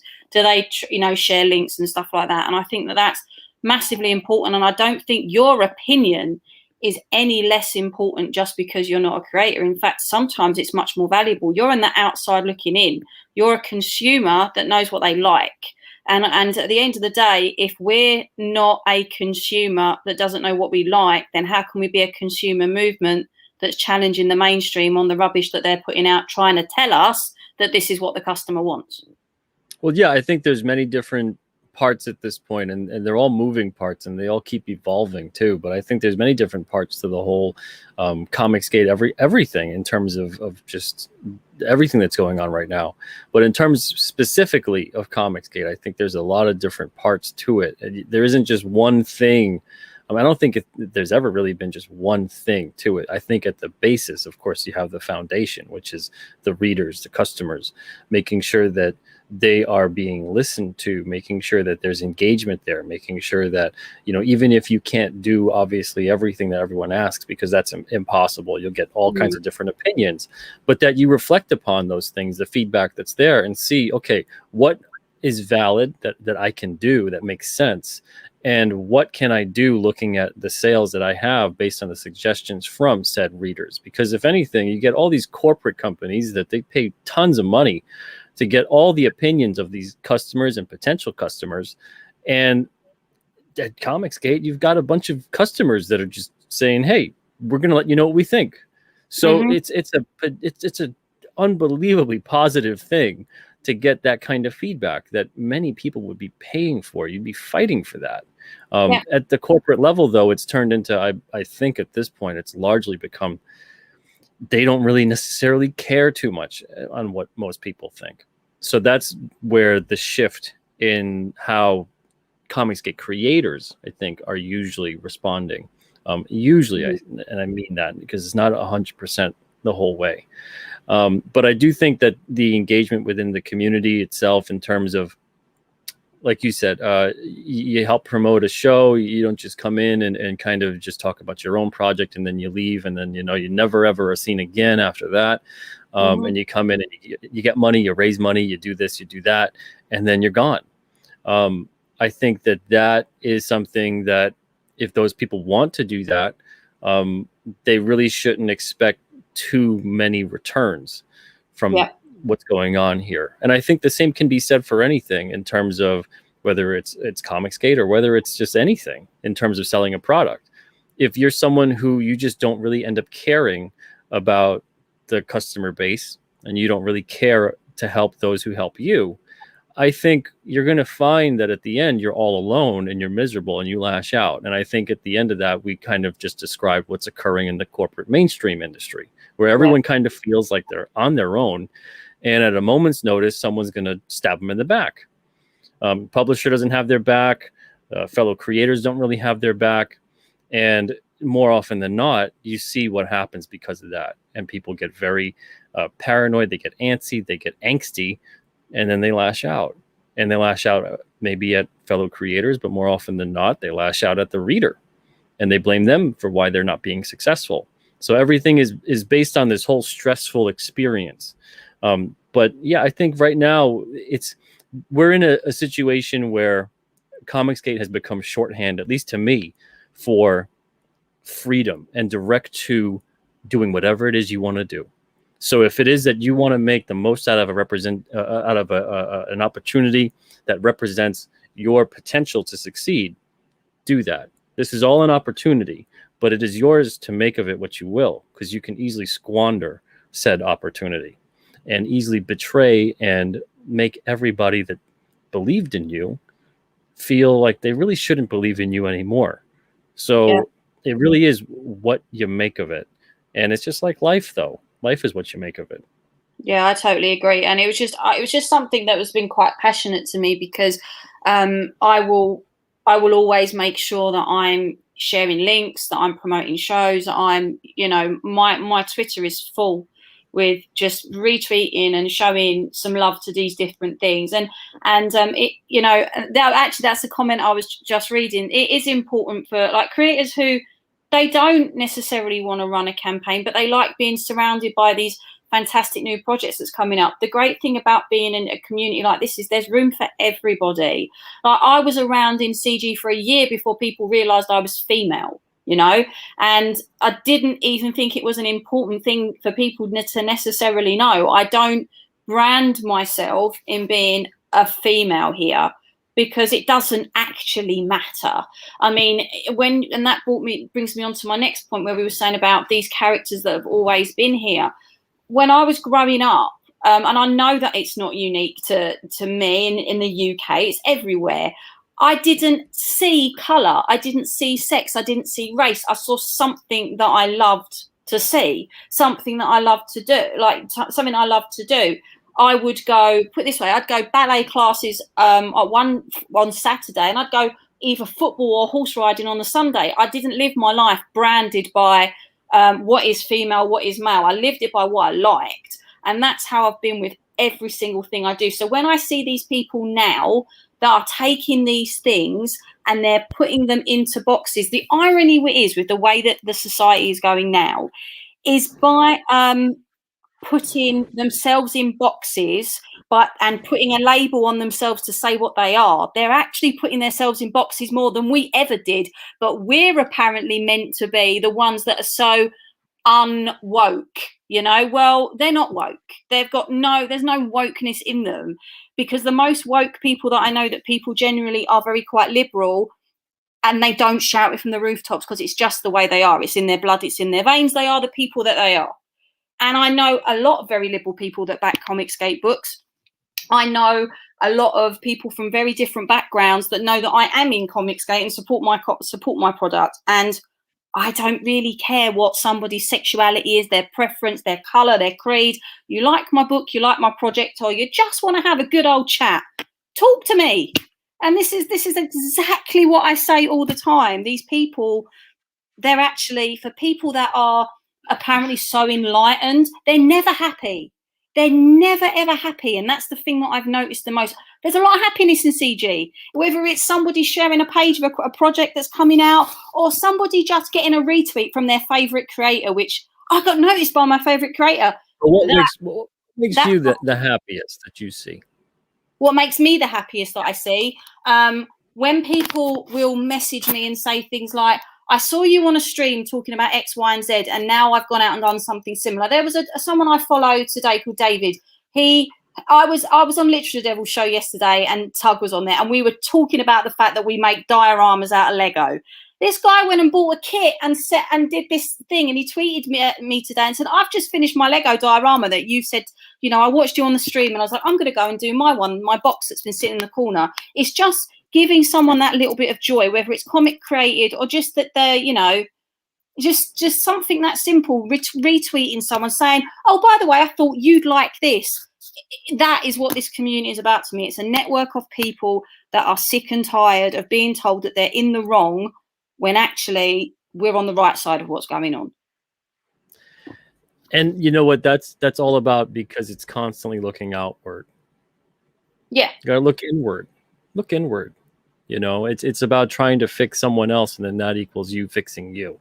Everyone's a project to them. Everything is that type of a thing. So when it comes to, like you said, you kind of pinpointed it accurately, and I'm not going to say that, in finite terms, these people are miserable and they're never happy and they're never this and they're never that. But more often than not, it almost seems as if the happiness is derived from the misery. And it's all often the misery of others because they're so miserable. And stop being that way of attacking everybody else and trying to control what everyone else is doing, and work on yourself. But the thing is that involves you having to go, you know what? I'm not that great. I'm not that perfect. I got to take some time to be introspective. And a lot of people don't really do that. It's easier to kind of just finger point. Oh yeah, 100%. I mean, it's like, to say CG is a network, and it isn't just about the creators.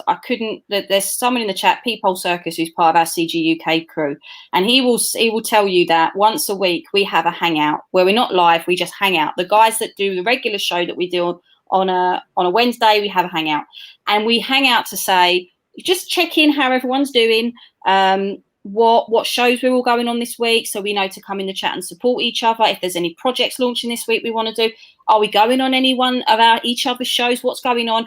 And it's been a real positive experience, especially through COVID, that we've had each other when we haven't been able to go out in the real world and deal with people. To have each other and be like that, it's worth more than comics. And I think that's the difference between us and the mainstream right now, is that the mainstream, it's all tick boxing, it's all one dimensional, it's not about anything to do with what it should be, which is storytelling, escapism, and the love of books. We're here doing that. And even if we're not selling the books, we might be chatting about the books. We might be speaking with creators and having fun. That is what it's all about. There is joy here. So let the SJWs do what they want to do. Leave us alone. Let us do our thing. We're quite happy over here. Go do your thing. And when you can no longer, when you're eating your own, because at the end of the day, when they start attacking something that you like, and then you realise we're on the right side of history, we're not going to gatekeep you. We're going to welcome you in and go, now you know what's the right way of doing it. Come and join the right way of doing it, but don't try and tell us it's the wrong one. Well, that's the thing is, I would like for us to not necessarily, and I can only really speak of myself, but because I don't want to tell anybody else what they should think or talk about or whatever. But as a whole, I would like to see us not give so much oxygen to them. And I think that sometimes they crave that because they know what they'll say, and then it just pisses off everybody else. And it's kind of a troll on us. And we're falling right into their trap, because that's what they need. They need the response to get the attention, to get the work, because the merit doesn't speak for itself. So everything else has to speak for it, and it has to be gossip and drama and everything else. So it's very difficult to do at times, because sometimes it's so just, how do you not comment on that? It's just a big juicy matzo ball just floating around, and you gotta say something. But it's better, I think, more often than not, to just go, oh, okay, that's nice, and then you just walk away slowly and concentrate on your own thing. And it's difficult to do sometimes, but I think more often than not, that is the better way to go about it. 100%. I just want to say one more thing. When I was saying earlier about Lego dioramas, they thought I said diarrhea. No, I didn't say Lego diarrhea. I didn't have that. I had Lego. Somebody thought you said. They thought I said. They thought I said diarrhea and not dioramas. Lego diarrhea. That sounds painful. That was not an issue that was discussed on the stream. I can promise you, chat, that is fine. Lego diarrhea might be worse than stepping on Legos. I reckon it probably could be, But yeah, that's all. I hope I didn't go on too much of a rant. And thanks for having me on, Pete. That was pretty much what I wanted to say. No problem at all. Thank you for hopping on the show. Appreciate you, Charlies. No problem. See you later. All right. Take it easy. Bye. All right. Looks like we don't have anybody else left on the show. No other guests are waiting in the wings. If anyone does wish to be on the show, again, the link is pinned to the top of the chat. You guys can join and say whatever it is I guess you want to say. Again, just be relatively, you don't have to even be polite, but don't be really vulgar, because we don't want to necessarily upset a lot of people who may be listening, who may be watching, in terms of the language used and things like that. Plus, you can illustrate your point and get things across without necessarily devolving into all sorts of things. You guys are smart, creative individuals. So if anybody does want to join the show, we can do that.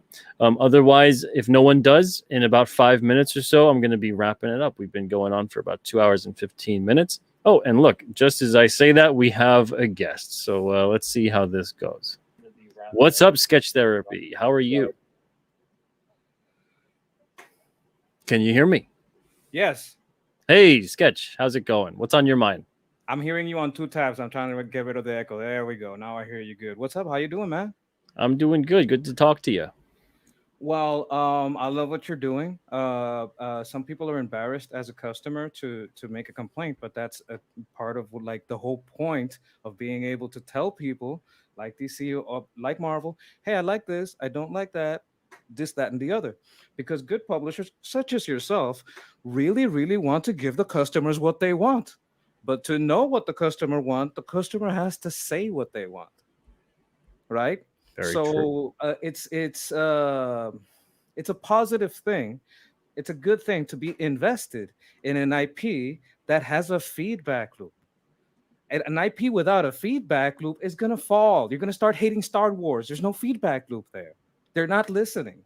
There's other things like DC. There's no feedback loop there, right? If we were told, okay, sorry, we screwed up. We're gonna try to make it better. There Yeah, would you be mean when more it feels forgiveness. like they're doing everything in like a vacuum or like an echo Yes. chamber kind of thing? Yeah. Exactly. So I one of the things that caught my attention was a fellow at the earlier on the show that was kind of embarrassed about giving feedback, and I'll just say if you're I was busting McIntyre's chops a little bit about the African thing. Yeah. Hi McIntyre. No, I'm just kidding. No hard feelings.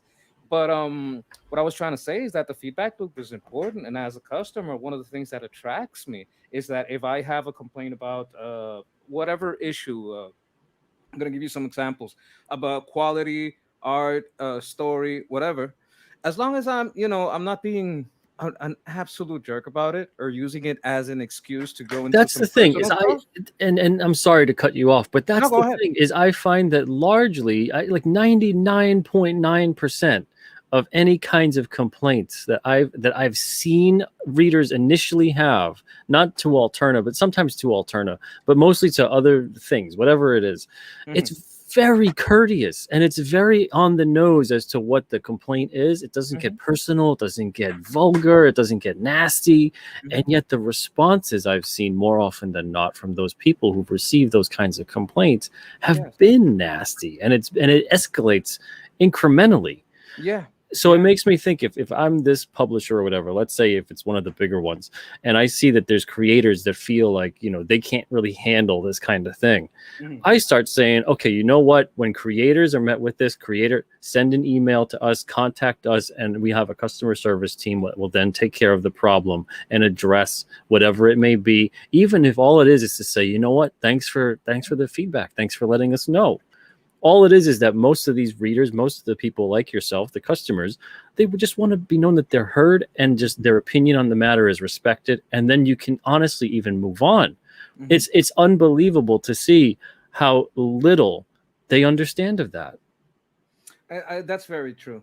I would even suggest that that people that are making campaigns, you can do a little, I don't know, sort of like a straw poll, maybe through another method, to say, hey, what did you like physically about the comic? What did It's a you good like or idea. not like about the story? What did you like or not like about the art? That kind. What did you like or not like about the delivery? This kind of thing. Please help us with our feedback. It is our quest, our desire, our goal to give you what you want, but we need to know what that is.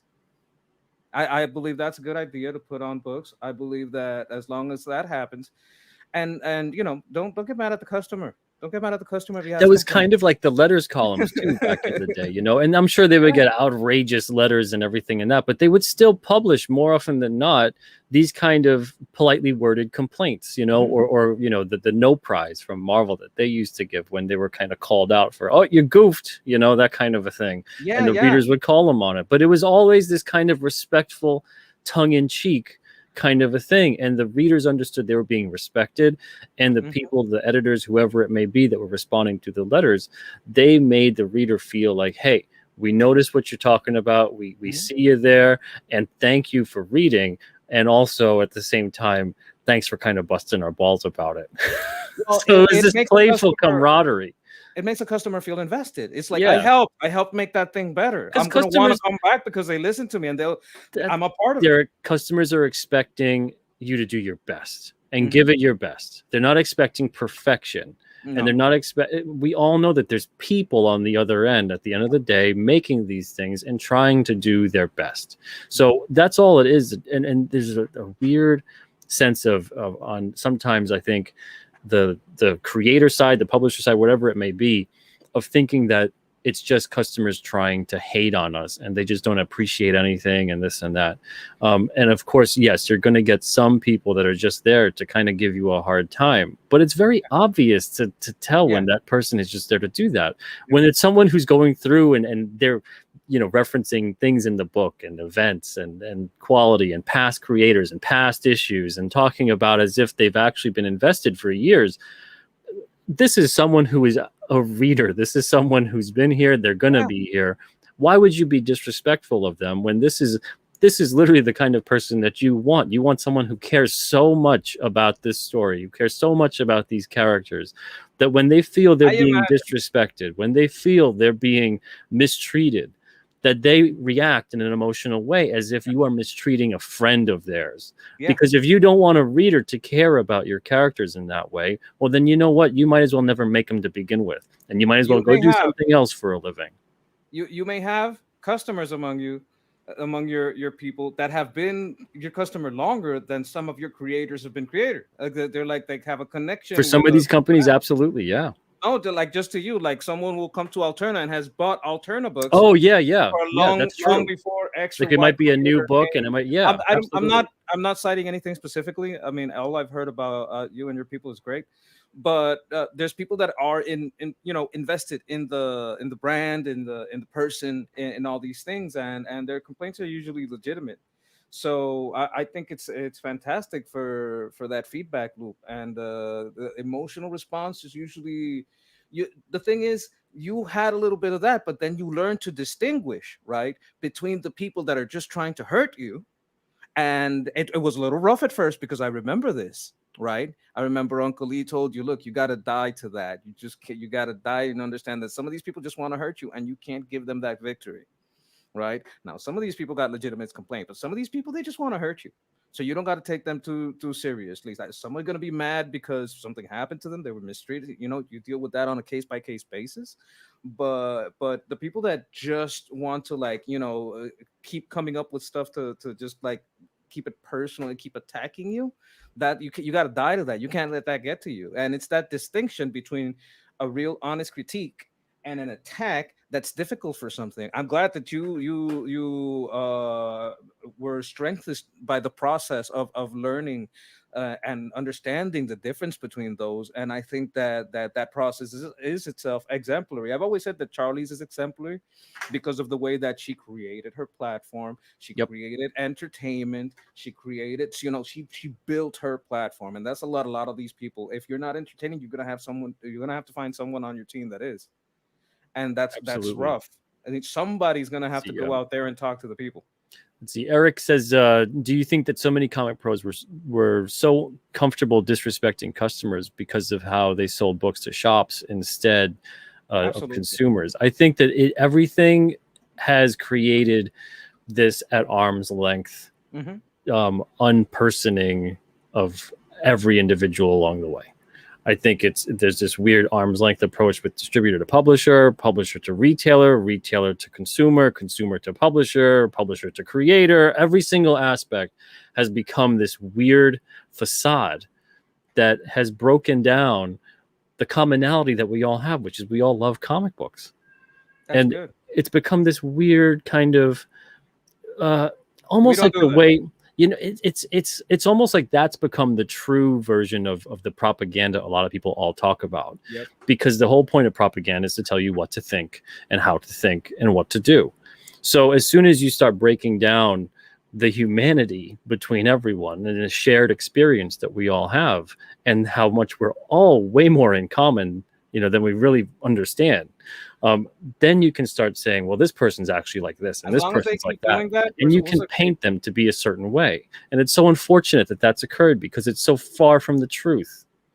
As long as they keep doing that, they try to be impersonal. They try to keep arms length. Like, I don't have to deal with you. I have to deal with the. As long as they keep doing that, good. Let them do that. Let them fail. Let the people that get sick of that come over here. Good. They want Exactly, and that's a good point. Is that's something to notice, that that's what they do, and then don't do that. Exactly. Learn from it. Yep. Learn from them and come over here. You don't worry about like rebuilding DC, rebuilding ICW. You know what? I don't. That's on them. We're selling hot dogs and milking little cows. That's what we do. All right. Thank you so much, Sketch. Really appreciate you, buddy. Hope you have a great day, man. Back at you. All right. Awesome. Good conversation with Sketch there. Very good. And 100% right across the board. All right. Next person we got a couple more people on deck here. Peephole Circus, you are on Comic Book Radio. First episode. What's up? Excellent. Thank you. Yeah, great. Second time I've spoken to you, Pete. Yeah. How you doing? Not bad. Not bad at all. Thanks. Great show. I'd really like to get back to a point that was brought up early on in the show, if you don't mind. Just briefly. Sure. Yeah. You're awesome. And the chat is. Good night, folks. Have a great weekend. It was fantastic. That was perfect. I thought that he was going to continue, but all right. Yeah, I agree. The chat is absolutely awesome. And you have a great one too, Peephole Circus. I wish I could have actually said something back to you before you left. Oh, well, but you have a great one. And thank you for making it quick, I guess. Okay. On to our next guest that we have here waiting in the wings. We got Shoko.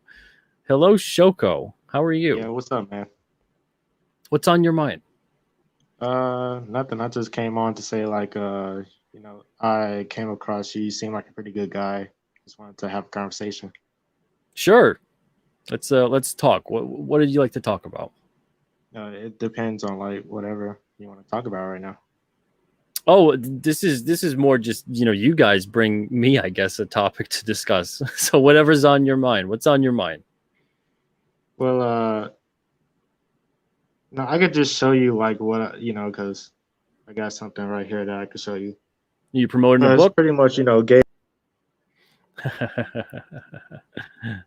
Thought so.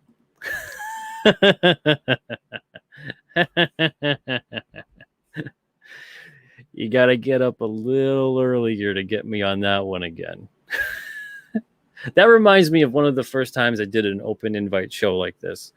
And there was and I think a couple of us remember what had occurred. So I'm not really that surprised. Somebody I never heard of before, and they come in and they're doing that, and you could kind of see, yeah, the way the conversation's going, very interesting. Oh boy. Some people. What a way to end the show, though. I think we're going to end it here. This was a really nice show. I thank you guys so much. Appreciate you guys. This was a very, I don't even know, a very different thing from what I've done, from what I've seen other people do. And I think you guys, considering that we pretty much stayed at 50 viewers or so the whole time, I think this was something you guys enjoyed. If it wasn't something you enjoyed, or if it was something you enjoyed, let me know in the comments on the video afterwards. If there's a topic you'd like for me to discuss, I was going to discuss a specific kind of topic, but we had all kinds of people that were joining the show. So you guys took over with that, which was great. But on days where it seems like there's really not really many people joining and this and that, I'll have a set topic, or sometimes I'll just have a set topic. We'll go right off the bat, and then I'll put the link and start inviting people in. Also, sometimes I'll have a guest co-host. I think this could be a really interesting type show. I think you guys will continue, hopefully, to enjoy it. So thank you guys so much. Really appreciate you. Again, this was a hodgepodge of all kinds of different things. Open Mic Monday, feedback forum, something else entirely. Before I guess we go, we have a question here from Agent Cub. It says, can I ask a question? Sure. Was that the question? Did you want to pop in and ask the question, or did you want to ask the question in the chat? You can feel free to ask the question in the chat. That's fine. Let's see. Marigo Ann says, I wanted to ask about advice for creators who don't want to do a campaign at all. Did you want to join the show, or did you want me to just answer the question for you here? I could do that. I guess it would depend upon specifics, because that's a very, very open-ended question. You know, if someone doesn't want to do a campaign, how else would they go about it? I'd say the first thing to do is you got to have a website to sell that book. So you still have to have a way to sell the book to get it to somebody else. Build up a website presence, build up anything that you feel comfortable with, whether it's Twitter, Facebook, Instagram, YouTube, whatever it is that you think, okay, I can do some good here in terms of spreading the word about my project, about my art, whatever it may be. Or maybe all of them. You could do all of them. But you need a website, you need a presence, you need a place to purchase the book, you need to build a newsletter so people can actually stay in touch with you and you can get the word out to them directly when you have certain things like a sale, a pre-order, a sign up, this and that and whatever. First and foremost, absolutely, that's what you have to do. Other than that, everything is kind of like splitting hairs after that. But very, very specific to the point. I can't really answer anything that broad if they don't want to do a campaign at all, because then my next question would be like, well, why wouldn't you want to do a campaign specifically? You know, so there's all kinds of different reasons for every single kind of creator. See, Brian Blevins says, Pete, this was an incredible show. I love that you take time to give people from all perspectives a platform to speak. You are the hardest working man in independent publishing. Oh, thank you, Brian. Appreciate you. Thank you for staying on and for having a great conversation with me about the current state of the comic industry overall. And very, very interesting. I hope everybody else found it interesting too. Marigo says, I did want to join, though paranoid about my voice being heard since my accent's not even British. I'm not British either. I know it might be shocking. Good day, mate. Oh, wait, no, that's Australian. I'm not British. You could join if you wanted to. Maybe next time. You know, no pressure. We'll wrap up the show now. All right, guys. Thank you. Take it easy. Thank you again for watching. All the best to you guys. And we'll catch you again next time.